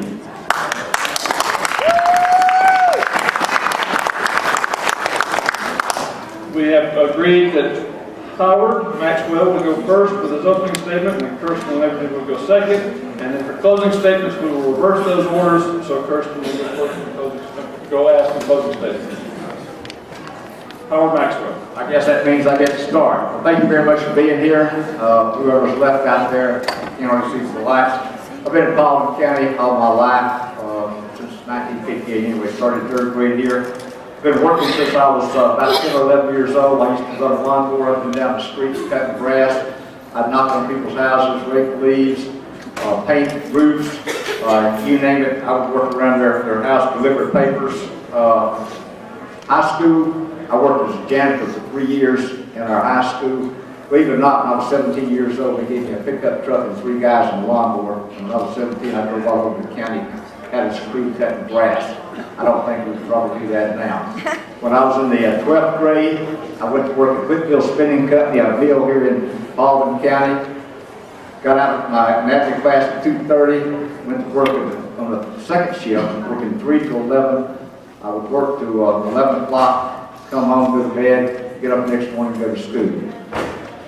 Graduated high school, got back in Vietnam in 1970, got a job at Georgia State University, and I worked there 5 years full-time at Georgia State while getting my accounting degree. I've been with Allstate now 39 years, had an agency in Cartersville 32 years. Blessed with great employees that keep this place going. I'm not afraid of hard work, that's what I'm telling you. I've worked all my life. I am not afraid of working hard. And I believe I work hard for the citizens of Baldwin County and the citizens here. Now, I get my hard work naturally. My little mama's sitting down here tonight, and she is 86 years old. She just celebrated 45 years at Wellstar Nursing Home. They gave her an award last week. It's actually close to 46 years. She's 86, and she still works every day. People ask me, she gets up every morning, goes to work at 8 o'clock, leaves about 1:30, 2 o'clock. People ask me all the time, I mean, I'm 67. When are you going to retire? I said, are you kidding me? I live like a slug if I go out and retire now. My mom's still working. But I ain't going to do that. You know, I may have to I may have to be paying insurance when I'm 80 years old. I don't know. But I'm not going to quit work. My daddy had a 3rd grade education. They taught me 2 things in life. Work hard, whatever you're doing. Do the best job you can. And work hard at what you're doing. That's what has been sort of my life's motto and what I've come by. Try to work hard, you know, do the best you can. This has been my goal in the legislature. I've never promised anybody anything in the legislature. I've never gone down there and promised anybody one thing except I'm going to work hard and I'm going to give you my best. And that's what I'm going to continue to do, and I'll ask for your vote. And I sincerely appreciate your vote and support. Early voting starts next week. I see the sign, and the voting is on May 24th. Thank you very much. Thank you. Person Liberty.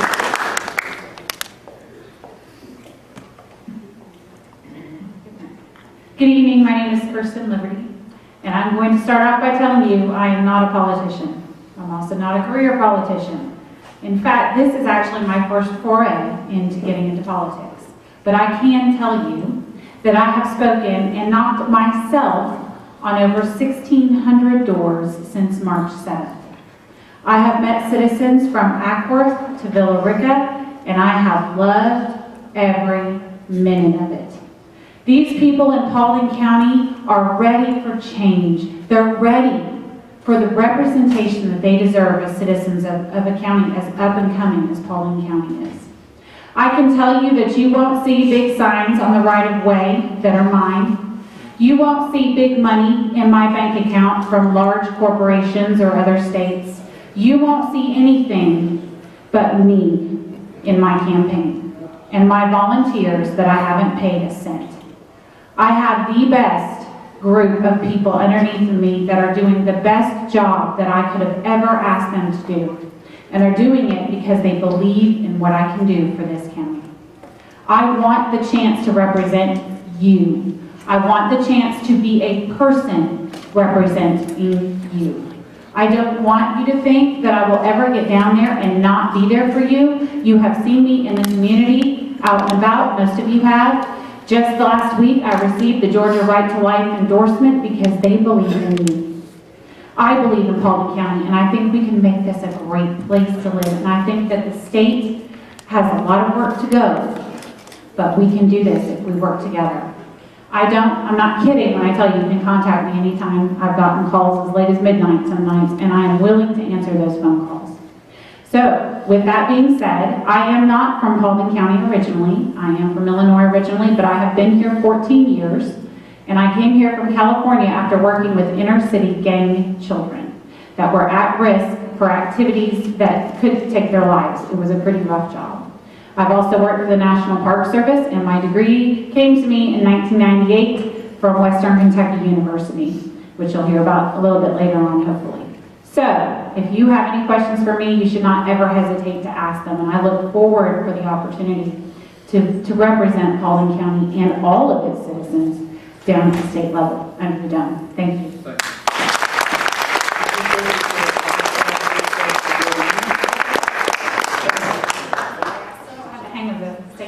Go ahead. Governor Deal vetoed House Bill 757, which was religious freedom bill, citing that it opened doors to increased discrimination. When or if the bill presents again in 2017, what can be done differently to show the governor that the people of Georgia still want to ensure the federal government can never force our citizens to engage in business practice that violates their Christian beliefs? Wow. Okay. First of all, we already have a federal RFRA bill.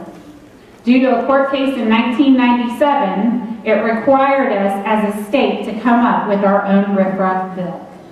Here's the thing, guys.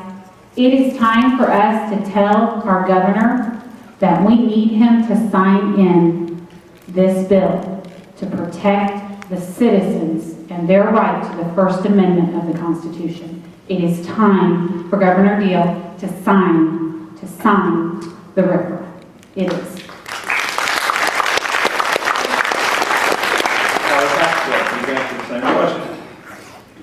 Religious Freedom and Restoration Act, we've been dealing with this for several years in the legislature. I appreciate the question. And it's important to the state, to our district, and it's important to my church. I've been a member of my church for 18 years, and I have a lot of questions as Sunday school pastor, assistant pastor. A lot of people come up to me down there and talk about this RFRA bill. Now, we passed the bill, I think it was the day 39, about 6 o'clock in the evening. It went to the governor's desk, and the governor being the third branch of government, it's his prerogative where he wants to sign it or not. Now, the bill passed the House originally, 161 to 0. It was the Pastor Protection Act that what we passed, and so the Senate, you know how it is down there. Three branches, the House and Senate. Sometimes I get along with friends, sometimes I don't. One of my friends is here tonight. Sometimes we get along, sometimes we don't. They got over there and they took it upon themselves to make a lot of changes. I could have voted, and I will vote when it comes back, for the federal RFRA bill that was voted, and actually Governor Deal in 1993, when he was in Congress, he voted for the federal RFRA law, 1993, that was signed into federal law by President Bill Clinton. Even when we can go back down there and get all the parties together, the Senate and the House, and we thought we had pretty much agreement on that. After it stayed over in the Senate for a while and come back to the House, we worked on that bill about 25 days in different committees.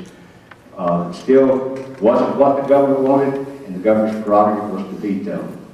We'll go back next year in 2017. If we can get the federal RFRA law added into the Passenger Protection Act, maybe we'll have something the governor will sign. But we can keep working at it. Thank you. Thank you. Okay, yes, come back.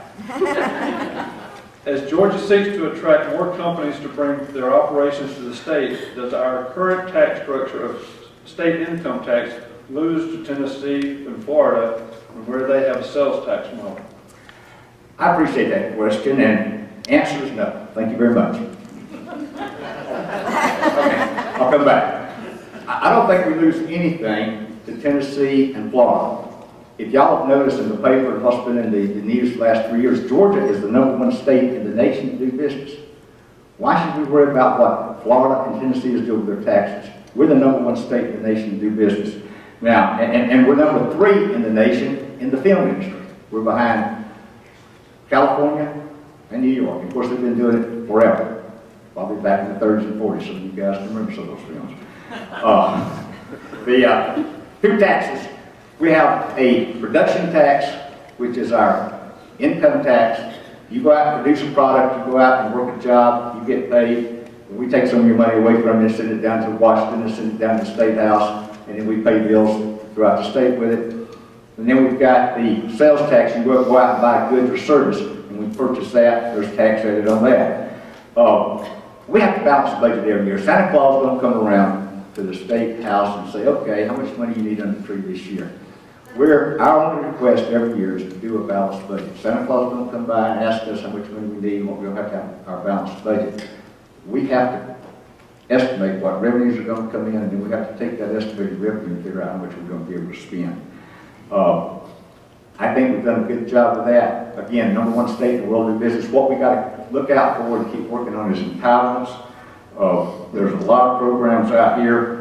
1 in 5 Georgians are on some type of entitlement program. We've got a pilot program this year we just passed that if you're an able-bodied adult, you have no children in the household, you've got 30 days to either find a job or get on a training program to get a job, or else you're going to lose your entitlement. You're no longer getting your entitlement money. That's in 3 states, 3 counties, and I understand it's already working. I see my time's up. Thank you. Thank you.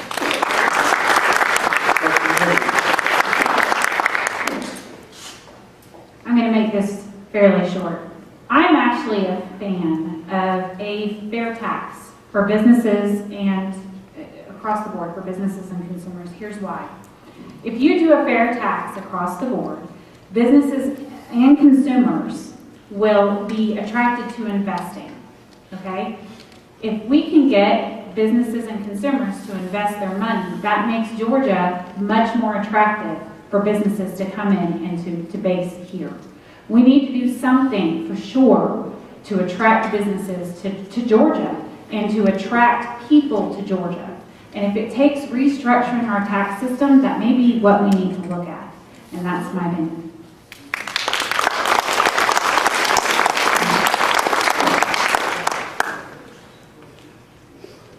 Kirsten, you know you couldn't have stayed out there.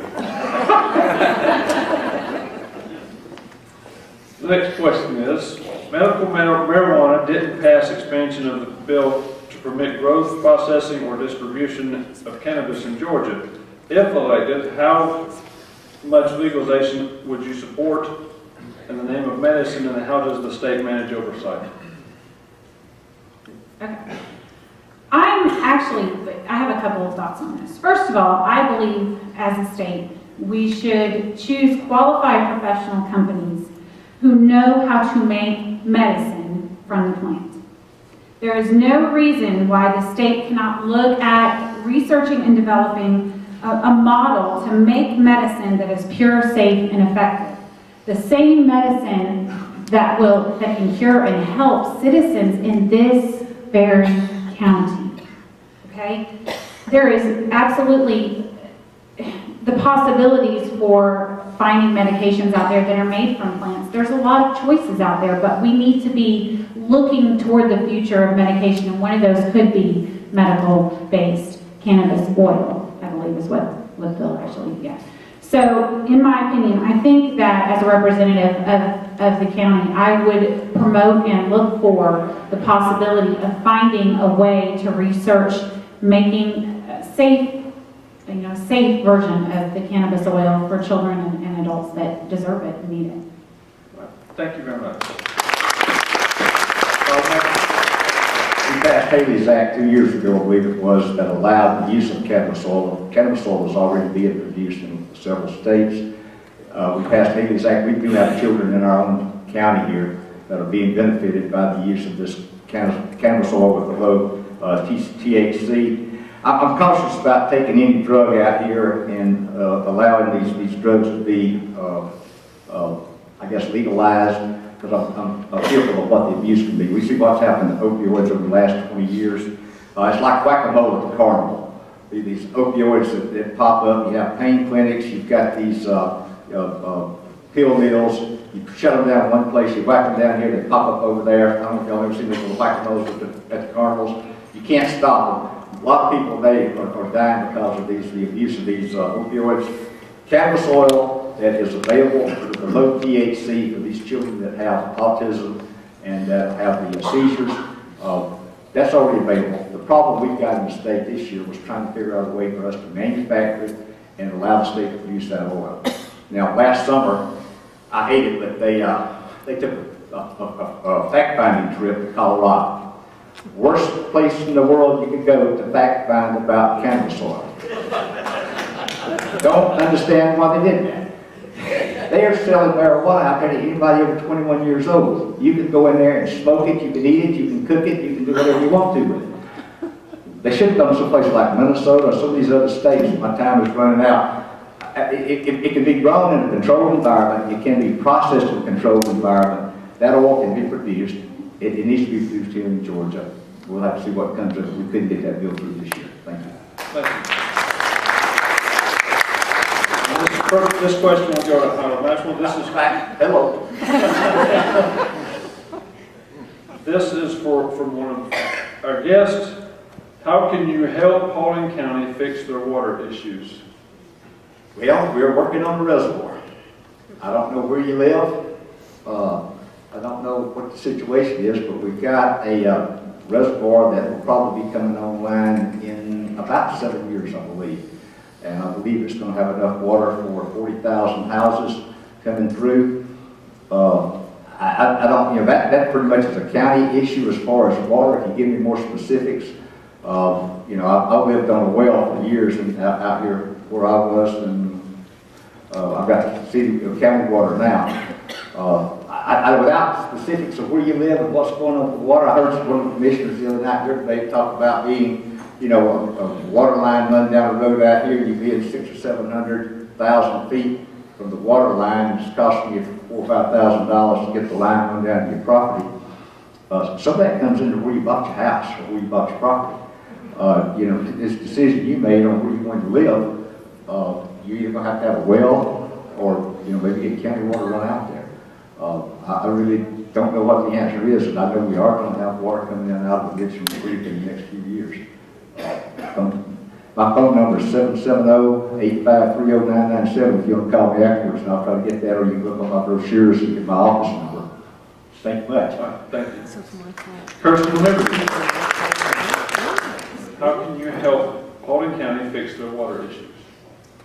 Well, there are a couple of problems with that question. The first part of that question is if you're asking about the availability of water, as Mr. Maxwell just expressed, we are working on getting a reservoir. That is a county issue. It's already solved. It's already started. It is going to cost the taxpayers over $215 million, so you will be paying for it. It's not a free deal, but at least there will be water available. The second thought on that is perhaps they were asking about, we've recently uncovered some pollution problems with creeks and streams and ponds and lakes being polluted. That is a state issue. One of the things that we can do, and that I believe strongly in, going ahead and increasing the punishment for knowingly polluting our waterways. Nobody can survive without water. Even if we get a beautiful reservoir up there, if they turn around and pollute it, then it's no good to anyone. If you're polluting the streams that are feeding the reservoir, I personally don't want to drink that water.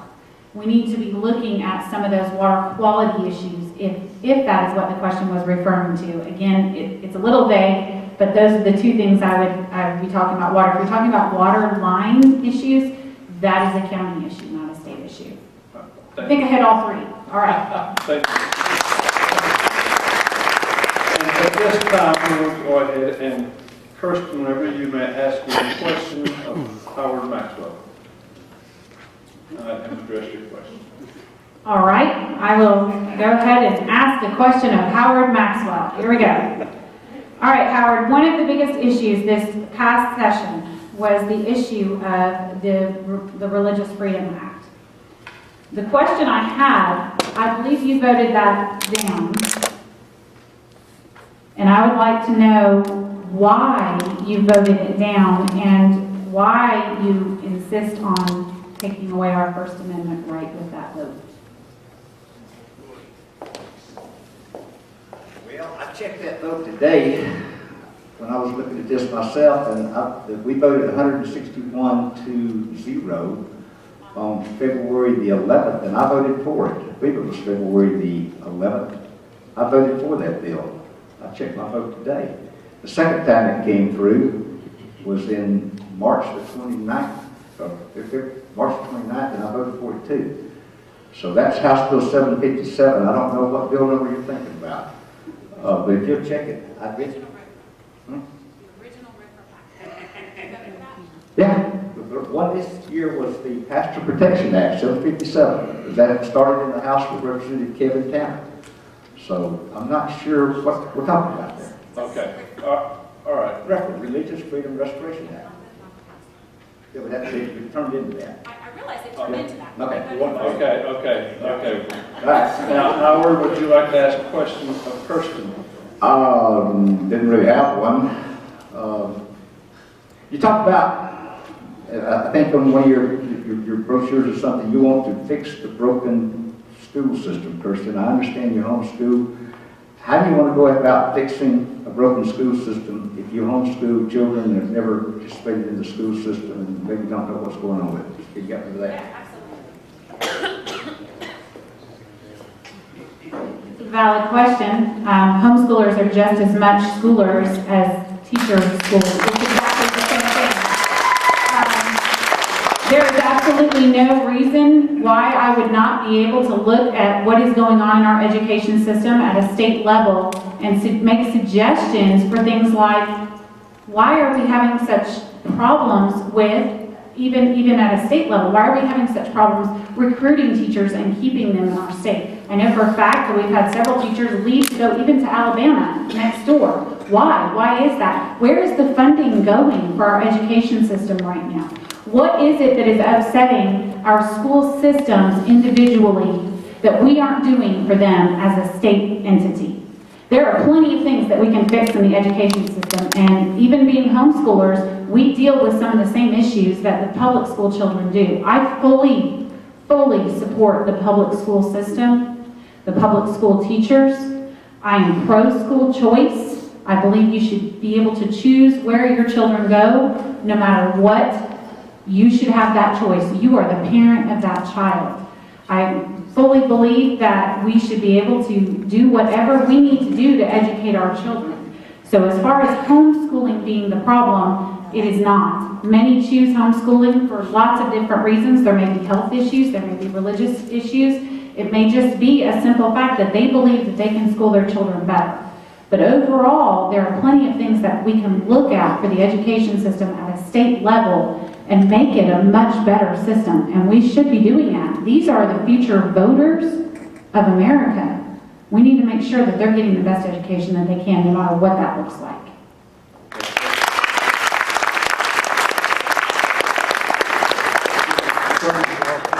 This question is for both of you. Do you support the Hope Scholarship being based on needs rather than merit? This is from one audience members.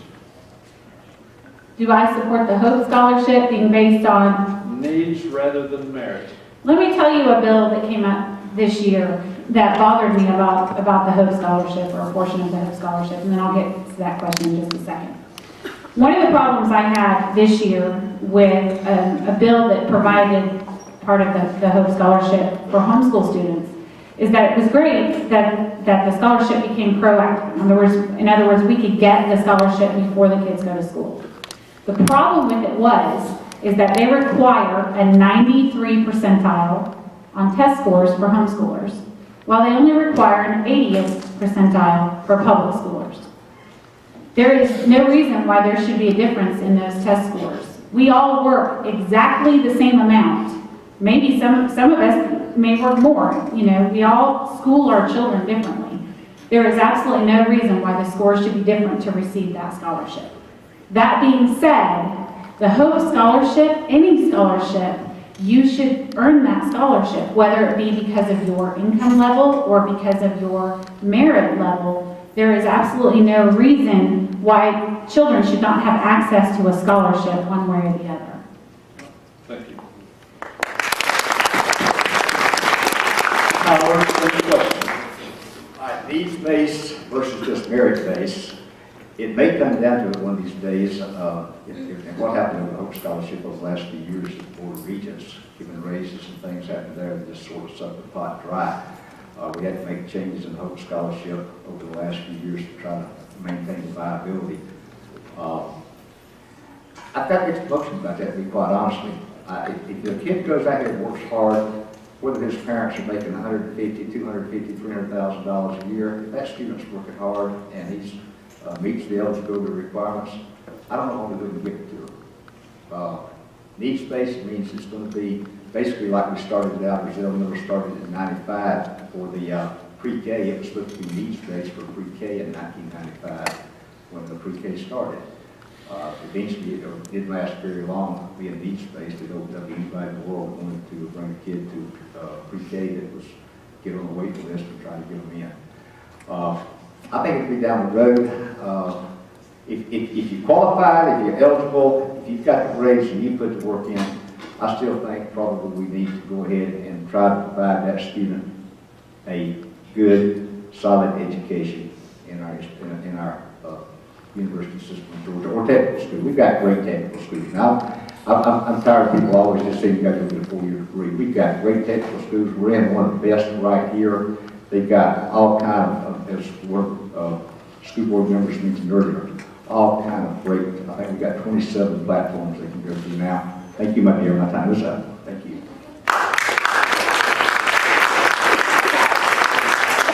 Actually, now we will go ahead and move to closing statements. First order of opening statements. So, Kran Liberty with closing statement. Boy, I tell you what, maybe by the next year's debate, we'll have this whole system figured out. All right. So, basically, the reason that I want to represent Paulding County is because having been dealing with the county the last 2 or 3 years, I've noticed that there is definitely a lack of transparency and ethics and open and honest people running this government. And it started to bother me a lot because I started looking at my children seeing that happening.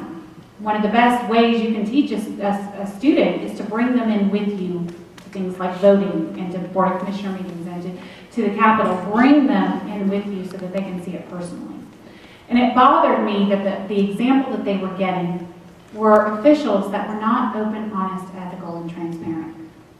So I decided that I needed to try, at least, to run for state representative so that I could be that person down at the Capitol, so that I could be accessible to the people, so that I could offer solutions for problems that they weren't getting the answers to. I may not be able to answer all of your questions every time right off, but I can absolutely promise you that I will be accessible to you and that I will work as hard as I possibly can to get the answers for you. Georgia is a great state. There is no reason why you should not have someone down there who is representing you with everything that she or he has in her to represent you. So I want a chance. I do want a chance. I want a chance to go down to the Dome. I am going to ask you to vote on May 24th, just like everybody else has. You can early vote starting Monday at the courthouse. And I'm going to ask you to communicate with me. Come to me with your questions. Come to me with your concerns. I'm not afraid to answer them, and I will always be there for Paulding County, no matter what. Thank you.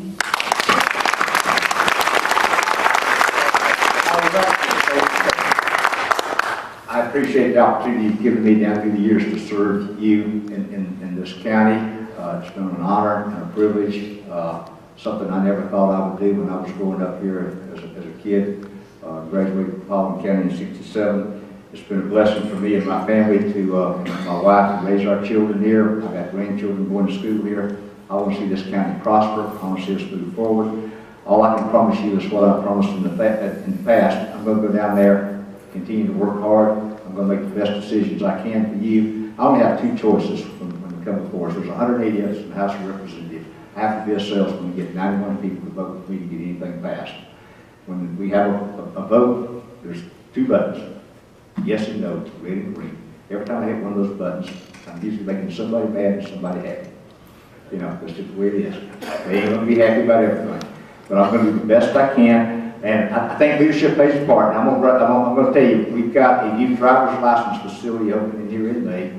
2 years ago in October, I went to the governor and said, Governor, we need $1.2 million. We're the largest county in northwest Georgia that don't have a driver's facility. We have to drive to Cobb County, Cartersville, Carrollton, or Cedartown to get our driver's license renewed. I said, what's the matter with that picture, Governor? The largest county in northwest Georgia. He said, what do you need? I said, we need $1.2 million. Here's the plans. We got the land. If you'll give us that money, we'll build a facility. And I can guarantee you it'll be looking better. It'll look better than those double-wide trailers up in Cedartown. So, it does. It's opening in May. We've got that. We've got the new Georgia State Patrol post. We were able to talk to it and get that down on Harm Parkway. I appreciate you. I would appreciate your vote and your support. I sincerely ask for your vote and your support. Starting Monday, May the 2nd, and voting on May the 24th. Thank you very much for being here tonight.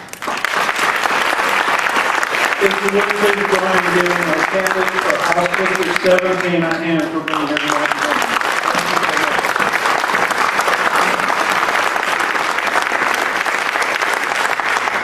Now at this time, our two candidates for Congress would like to come down, and we will take a very brief break and return in just a minute, a couple minutes.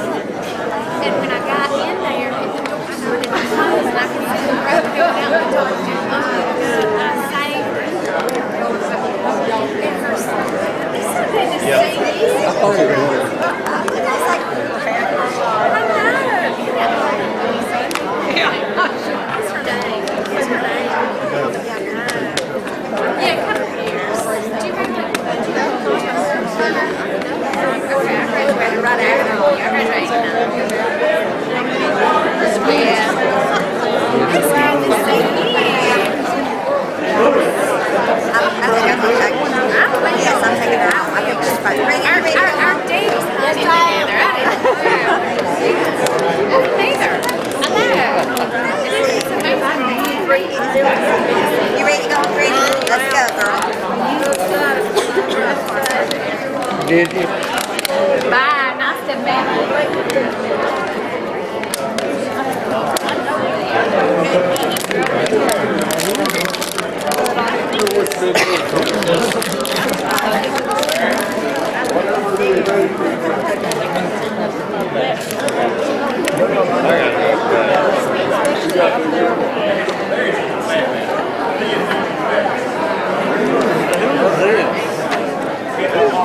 But I guess. I didn't know. We had no problems. I didn't know there was. We don't have to stay for it. Huh? I'm talking to Jill. You want to stay for you? I don't care. Whatever y'all want to do. Knock that It don't matter. I don't think it's ours. I don't think it's ours. Go up here and see what he says. Oh, I'm sorry. Yes, ma'am. I'm so sorry. Come on. Go ahead. Y'all stay, y'all gonna stay? Yeah, y'all can film. Oh, thank you. Thank you. I appreciate it. Step for the camera.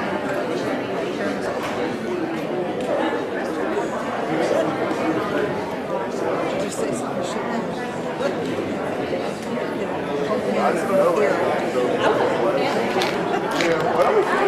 So did you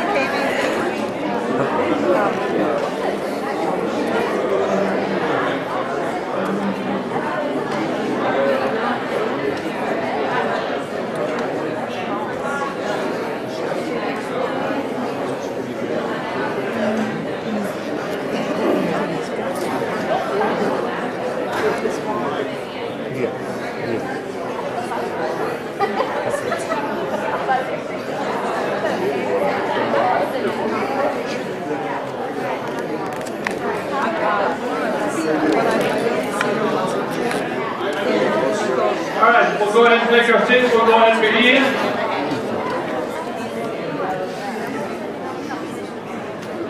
I don't know.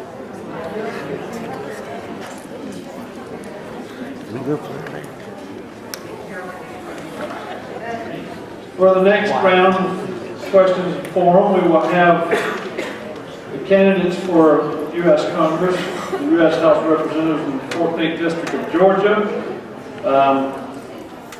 And by draw, we will have opening statements.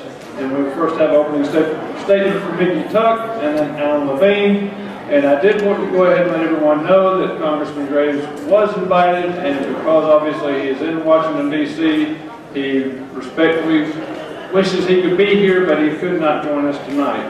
But I did want to pass that along. So with no further ado, we will go ahead and move to opening statements. And Mr. Mick Tuck will give us an opening statement. How y'all doing tonight? Thank you for the call to the Republican Party for putting on this forum tonight. Cobb County is a great county. Actually, I was surprised when I come down here. I thought, first time I come down here over a year ago, I thought the weather was going to be modest because we're close to Atlanta. It's actually one of the most conservative GOPs in the district. And I appreciate it because I know many of them become dear friends with me. That's that. But that said, I'm Mick Tuck. I'm an electrician in Cedartown, Georgia. I live in the 14th district, and I've been here for 37 years. My desire is to represent the 14th district, to be that representative that will hear you, that will listen to you, that will vote when you ask for me to vote. And our country's in a big mess. And it's not going to get straightened out if we continue to re-elect the same people over and over again. Career politicians have gotten us in this mess. Please don't expect them to ever get us out of this mess. And the only way we're going to change Washington is by changing the people that we send there. And I'm a person of integrity. That's why I've been running on as a person of integrity, a person that's transparent, that'll be honest with you, that won't try to use smoke and mirrors or say this one time and change your thoughts the next time. But that's me. I'm Mick Tuck, and I desire to be your next congressman for the 14th district. Thank you very much.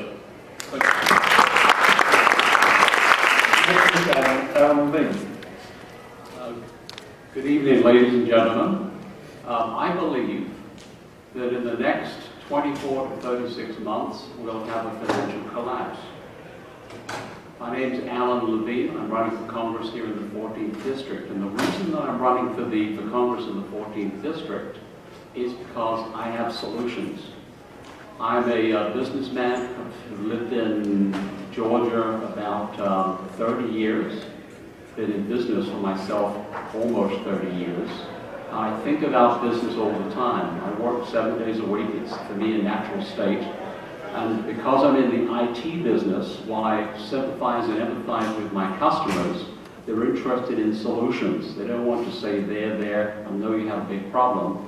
They want me to go in and they want me to fix the problems and leave as soon as possible. So I'm really solutions oriented. And I do have a solution to this economic collapse. The reason we're going to have an economic collapse, ladies and gentlemen, is because our country borrows money far more than we actually take it in. Our government takes in about 18% of our GDP, the gross domestic product, but it spends more. It always spends more. Our government doesn't have any idea what a budget actually is. It just spends because it can print it. In the next 2, maybe 2.5 years, the ability for our government to be able to print money when it wants to meet its spending binges that it goes on will cause a collapse because it's all based on lack of confidence. And here's the reason why. Back in 1945, the global GDP was about this big. Our share was about this big, about half. China was about this big. Today, our GDP has gone from this down to about 20%. China's has gone from 4% to 20% as well. China is eating our lunch. We're outsourcing huge quantities of jobs to China, and there is a fix, a really easy fix. And in order to implement a fix, I have to have a vote in Washington. It's the most important thing I can do with the rest of my life is to fix the problems, because as you can hear, I have a strange accent, because I was brought up and educated in England. So, as we go along, I will talk about how to fix our problems, and they're very, very easy, and it's all based on our tax code. So thank you very much. Let's move on to the questions. All right. First question go to you.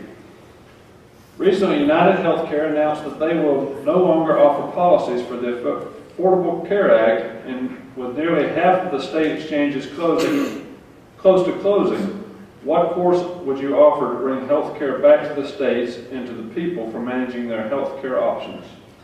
I do not believe in Obamacare. I was brought up, as I mentioned, I was born and educated in England before moving to this country when I was 21. You can read the bio on my website. And I was brought up under the National Health Service, which is where the Democrats want to push Obamacare into, whereas basically there's a tax and everybody gets health care, but it's health care of the lowest common denominator. You can tell that I was brought up under the national health care because I have the teeth to prove it. People get the national health care in England or in the UK is a mess. It's a mess at the moment. The doctors are now going on strike. So what I would do is put the system back the way it was and create enhancements for people who are uninsurable, that are the first people who ran to Obamacare because they could get insurance and suck as much money out of the system as they possibly could, because they're the ones who needed a great deal of health care, but put it back to the way it was with improvements. There are ways to improve our system, but Obamacare is not a way to improve it. And the insurance companies recognize that because young people are gaming the system. When Obamacare came out, I wrote an article on how people would game it. My website has 275 articles on everything imaginable. So feel free to read how to game the Obamacare system. Young people will not join it.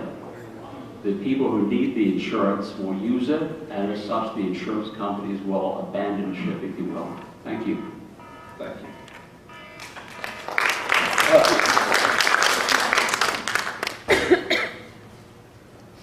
Well, with healthcare, the insurance company, United Healthcare getting out of it, and it shows that the Affordable Care Act is not affordable. It's not affordable for the insurance companies. It's not affordable for the average working person.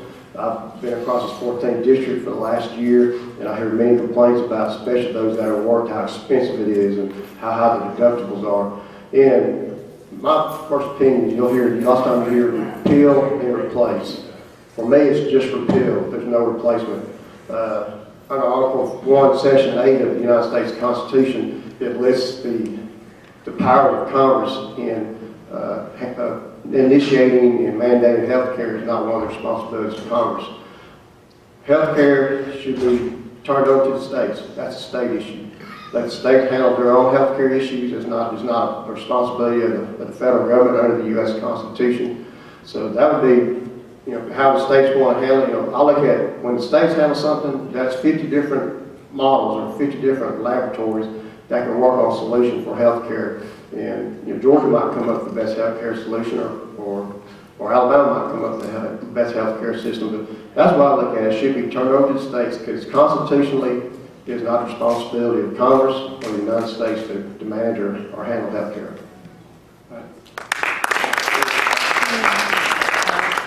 We're going to play the dance with a few minutes ago. Yeah, I should have learned how to watch it all the time. Explain how you believe the federal government should govern as it pertains to the 50 United States, and where the federal government should relinquish the role and rule of government back to the states. Once again, we go back to the 10th Amendment. We have a lot of departments actually that shouldn't be there. Like the Department of Transportation, that should be turned over to the states. Department of Education, as the school board members were talking earlier, should be turned back over to the states. The Department of the Interior, that federal land should be turned back over to the people and turned back to the states. So there's just 3 instances of departments that we don't need in our government, and those things could be turned back over to the state. As far as the 10th Amendment, I'm a big constitutionalist, I'm a big 10th Amendment guy, and Congress should follow the Constitution and take those things back to the state. All right, thank you. LaVine, same question, please. I agree that the federal government sticks its nose in states' business. The federal government should not, under the Constitution, but it does, because it likes to control the states. It uses every technique it can think of to exercise control far beyond its constitutional mandate.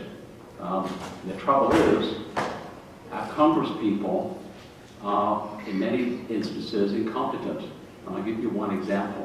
I won't tell you who the man's name, but you can look it up on YouTube. We have a congressman from Georgia, Metro Atlanta, and you can go on YouTube and watch this. He was a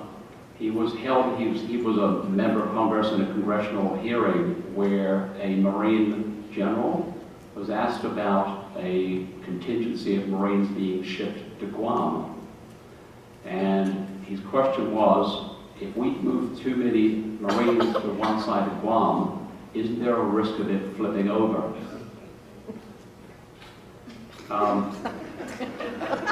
That's the truth. Go on YouTube, you can watch this. Now, here's something you don't know. He was up for re-election.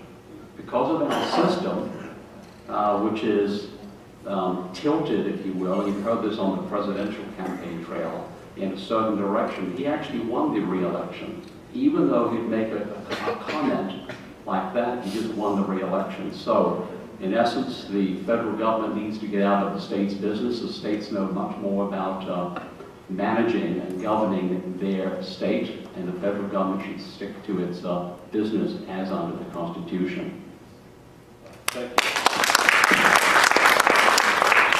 And this first question will go back to you, Mr. LaVine.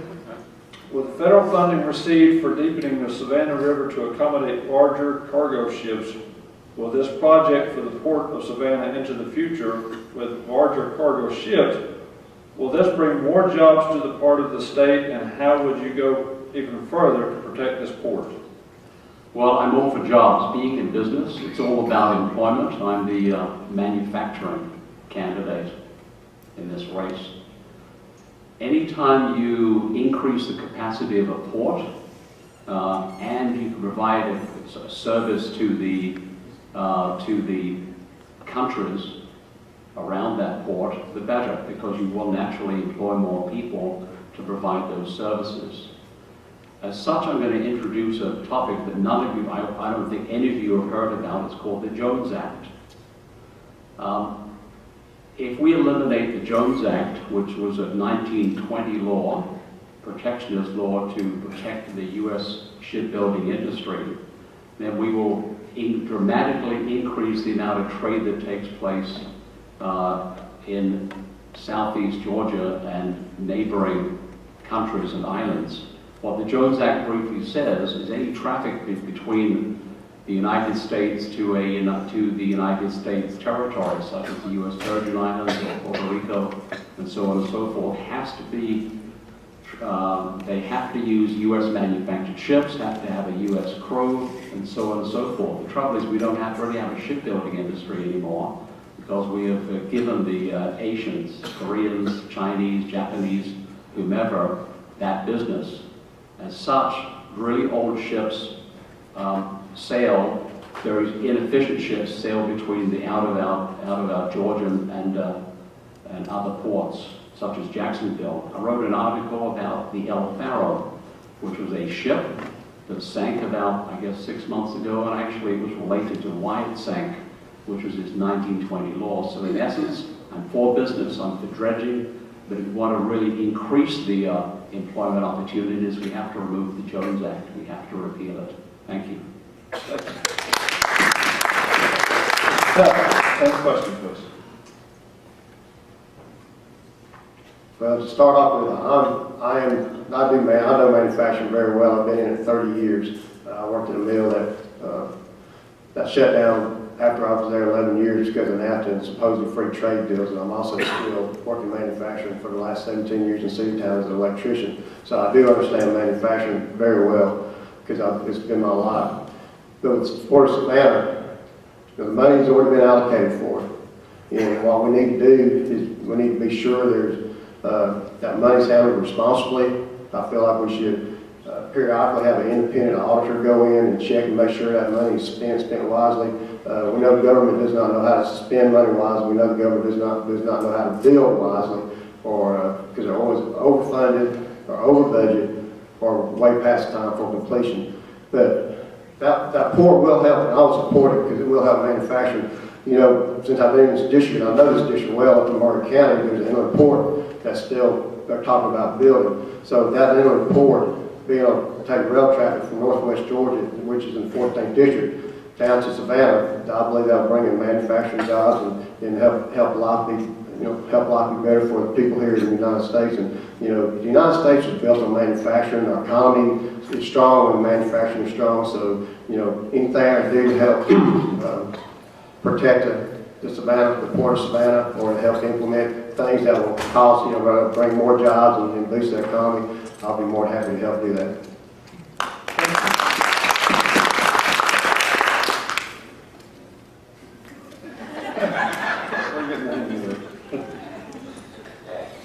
All right, Mr. Tuck, with President Obama's agenda on the oil and coal industry in general, how will you work to protect Georgia Power, Plant Bowden in Cartersville, which is currently on the target list of oil fire plants in the country for shutdown?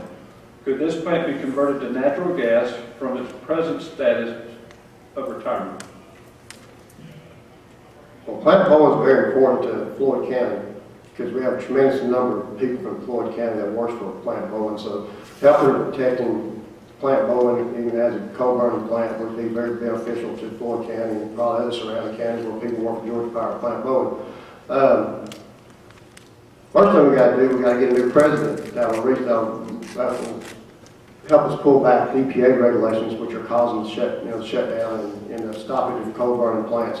You know, Plant Bowden has scrubbers on the towers, which eliminates the greenhouse gas they talk about greatly. So the technology is there, and we should implement and use it. And like I said, we got to get a president a new president, a Republican president, to help bring the EPA under control where we can keep those coal burning plants going that are running, you know, clean coal energy. And you know, as far as the natural gas, that's going to be up to Georgia Power. I mean, if they want to convert it over to natural gas, then that's their business. That's nothing Congress should decide on. That should, you know, we're a free enterprise and believe in capitalism. So as far as the natural gas conversion, you know, that's going to have to be left up to Georgia Power if they want to do that, to keep that plant open. If the EPA keeps wanting to, you know, tamp down on coal burning towers. So that's how I would support that, because plant mowing is jobs for the 14th district. So we need to protect plant mowing and make sure that it keeps running, and plus have infrastructure for Georgia to grow. Because the more electricity Georgia has, the more jobs we can, more manufacturing and other jobs we can bring in here. We have all that infrastructure in place. Thank you. Mr. Levine, any question, please? I'm all for business. If you have a coal-fired plant, you have a lot of employees. The employees depend on that plant being in operation, and it provides a service, which is heat and energy. However, coal isn't the cleanest fuel to burn. Natural gas is much cleaner. I fully endorse that the plant not be shut down, but in fact converted to natural gas or whatever seems appropriate to maintain employment and continue to provide the energy that we need to provide ongoing jobs that I talk about in the closing remarks that I have. So yes, we should keep the plant. Thank you, sir. And this would be to you, Mr. Levine. Georgia is the 7th highest state with illegal immigrants, with a population over 10 million, and it is estimated that 400,000 are illegal and 37,000 are illegal students registered in Georgia schools. What is your position for addressing how immigrants are vetted and approved visas to legally enter the United States, and also your position on the existing population of illegal immigrants that are living here today? This is an interesting question because I am from England, so I have the immigrant's point of view, and I understand the plight of people who come here. They don't get papers, and they work illegally, and the reason they come here is because they make money here. They make more money in the United States than they do in their home countries. It is a political issue. The government is very reluctant to provide the only logical solution. I'm a practical man, I deal in logic. And the logical solution is to effectively fine and penalize the employers, because if the employers will not provide illegal immigrants with jobs, they will go home. You don't have to deport them. When I was living in San Diego, where I became a naturalized citizen, I was a certified financial planner. I dealt with government bonds and insurance. And one of my clients or customers was a Border Patrol agent. One day he asked me if I would like to go out with him in his pursuit vehicle and watch what happens on the Mexican border. And I said, I'd love to do that. So he took me out and we wound up with some dirt road next to Tijuana. And he said, look at the horizon in about 10 minutes. And I thought, in 10 minutes later, I thought I was watching one of these Korean War movies where the Chinese stream over the hill, attacking our positions. There were at least hundreds and hundreds of people streaming across the American border. And they do it because of economics. And if we have the political will to fine the employers or penalize employers, they'll go home. They'll have no place to go. They will not come here. But they do, because at this point we don't have the political will. Thank you, sir. Any questions, please? Well, my views on illegal immigration is basically, if you're here illegally, you're not supposed to be here. That's the law. We're a land of laws. That's why we have the U.S. Constitution. That's why, how Congress works. We create laws, even on the state level, we create laws. So the best way, I work in a plant, we're probably 70% Hispanic. Whether they're all there illegal, or they're all here legally or illegally, I do not know. But they've always told me that the best solution for immigration is that you wouldn't have to build a wall. You just make it impossible for them to earn a living, make it impossible for them to have any benefits. Without any source of income or benefits, they will go home. So that would be the best solution for for the immigration problem, is to make it impossible for them to live here. As far as the visas, we got our last bill, the omnibus bill, funded to bring Syrian refugees here to the United States. And we wouldn't know the vetting system that the government doesn't work. We had you know, the mass killing in California for Islamic extremists. We had Boston bombings, Islamic extremists. So until we can come up with a system that we can properly and as close to 100% as possible can guarantee the safety of you and me and our families and our neighbors and our loved ones, we need to halt that until we can figure out, because we have problems in the nation. You know, we're talking about visas and others. Since I'm a blue-collar worker, you know, working like citizen just like y'all, in that omnibus bill, there's also passed for a giant expansion of H-1B visas, which put people that have lower education out without jobs. And also for people with higher education, the H-2B visas, which are putting educated, well-skilled Americans in the employment line while we're allowing people to come over here from overseas to take those jobs, and that's not right, and we need to do something about that. It's all about protecting America, American workers, and the American family. Thank you. Thank you. All right, at this point, what we will do is allow each candidate to ask a question of your opponent. So, Mick Tuck, if you would like to go first, you may ask a question of Alan Lane. Alan, the question I have, and everybody that I've talked to has been campaigning has, and you're shaking your head, you notice it's coming up.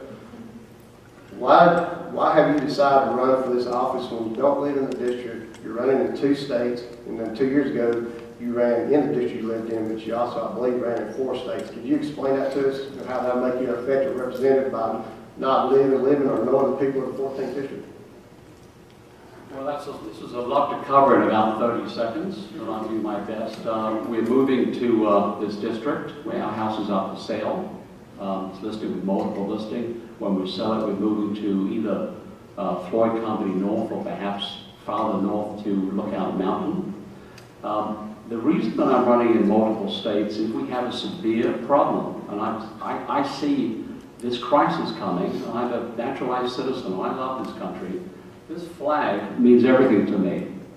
And we have what I see as the cliff in about 2 years. I have to do everything I can to get a vote in Congress. Without that vote, my voice is nothing.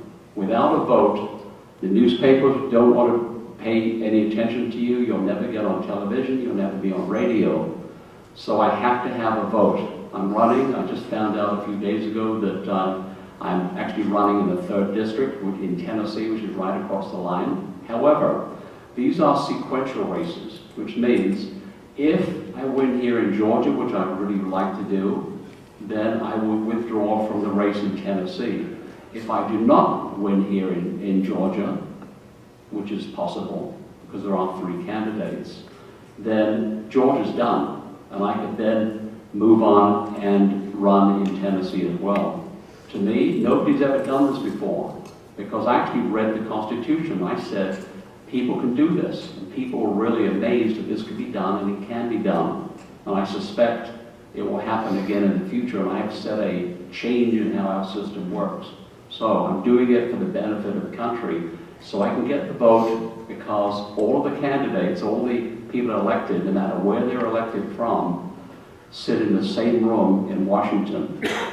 Doesn't matter whether you're from Georgia, from Tennessee, from Alaska, from Hawaii, anywhere, that you have the same vote in the same room. And that's what, this is the most important thing to me, because I'm a naturalized American citizen, and I'm very proud of this flag. Thank you. Thanks, sir. At this point, you may ask a question of Mr. Tuck.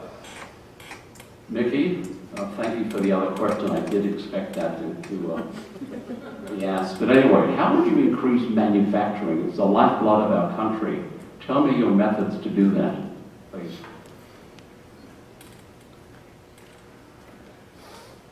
The method to increase manufacturing is we got to look at our trade laws. I mentioned NAFTA earlier. It killed the textile industry here in the South.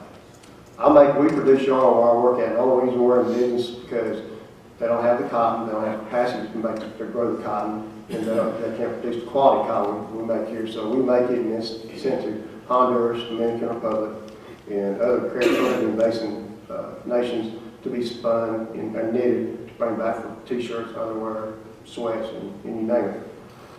So what we have to look at is how we're going to bring those jobs back, and that's either through tax incentives, whether we're going to repatriate that money here for them, for them to make more jobs, to produce more of those type of jobs. And we just have to look at not everybody's made to sit behind a desk. Like people like myself, we're made to use our hands, use our head to produce things. So when looking at trade laws, okay, we got to look at NAFTA. Carrier is going to send 2,100 jobs from Indiana to Mexico because of NAFTA. We also have to look at CORS. CORS was a trade bill our current congressman passed. And we voted back in 2010, I believe it was. That's what it cost 80,000 American jobs. That one trade bill with a small nation like Korea. So then we got TPA, which our congressman get the fast track for President Obama for it. And so when the Trans-Pacific Partnership comes to the floor, it'll be an up or down vote. If I'm there, it's going to be a down vote because I believe in protecting American jobs. And if we think we lost jobs in NAFTA, wait till TPP is passed. So with that, my heart's just for American workers. We got to do whatever we can, protect those jobs, do whatever we can to help bring those jobs back to the United States and help keep those jobs here in the United States. And that's why we're doing trade laws or anything else. That's what we got to do. Americans first. Thank you, sir. Now we'll move to closing statements, and by the draw, Mr. Alan LaVine will have his closing statement first. Thank you, ladies and gentlemen, for being at this meeting. Mickey and I have up to 12 different meetings, since there are 12 counties in this 14th district. I'm not a traditional candidate. If I were a traditional candidate, I'm age 66 now, I would have started this process at 40, 45, run for mayor, city council, state house, state senate, yada, yada, yada, and then moved along the career path to Congress. And I wouldn't run in multiple states because I wouldn't have to. However, I'm driven by solutions. And solving our country's problems is what I want to do. So let me speak about solutions, because I said I believe we're going to go off that cliff. It's an economic cliff where we'll lose the control of the dollar in a few years. And the answer is pretty simple. Visit my website, you can read the details. But the upshot is that we have to get our manufacturing back from China. It's really easy to do. All we do is change the tax code, so if a corporation manufactures, not assembles in the United States, then they do not pay corporate taxes on their profits. Corporations are driven by profits, nothing else, and the net profits, not the gross profits. So if we do that, and it will create millions of jobs, because U.S. suppliers, new manufacturers will produce the pieces for the larger manufacturers. And as long as everything's manufactured in the U.S., there'll be 100% elimination of corporate taxes. And that will solve the problem. But you have to have a vote in Congress in order to propose that, because that is a solution and not just noise. Anyway, thank you so much. Please vote for me either early or on at the primary election date, May 24th. Thank you. Mr. Tuck, closing statement. Well, I come before you, as you know, I'm not smooth and I'm not eloquent. I'm not a career politician or a politician, period. I'm an American first. And I've been traveling across this district for the last over a year. And I promise you, I know this district better than anybody in Northwest Georgia. I know the local GOP is probably better than anybody in Northwest Georgia. I know the local Tea Party is better than anybody in Northwest Georgia. I know the people downtown. I was just down here yesterday, downtown Dutton, hitting sidewalks, talking to business owners, talking to people on the street. And I've been doing this in every county. I've been out after I left here yesterday, I went to Rockmart. I've been to Cedartown, plan on going up to Dalton for that. I think I said I'll call this Dalton. No, I was down here in Dallas in Hiram yesterday, excuse me. But, Friday I'm going up to Dalton. So I know this district, I know the people. They've told me their pains, their worries, their concerns, and they appreciate that. I've come around and listened to them, in that from what I've listened to them, that I will go to Washington, D.C. and represent those concerns that they have. They have concerns about their jobs, they have concerns about their health care, they have concerns about the future, the biggest concern, I wish to have brought up tonight, the biggest concern in the United States is our debt and our deficit. This last spending bill, the omnibus, which y'all are aware of, the CBO has already said that it's it's going to be the worst deficit spending bill since 2009, and that over this year, over last year, we're $18 billion more in debt than it was this time last year, compared to the same amount of time. So we've spent more this year than we did last year. And see, there's not a revenue problem or spending problem for us, because for this first fiscal 6 months, we had a 4% increase in revenues, but yet we spent $18 billion over what the 50-something billion they spent last year for this time this year. So we need somebody to go up there that's a true physical conservative, and our congressman has been on record that he's not a true physical conservative. I will go to Washington, D.C. and be a true physical conservative for you. Thank you. Remember to vote for Mick Tuck, May 24th. Please join me in giving a round of applause to Alan LaVine and Mick Tuck.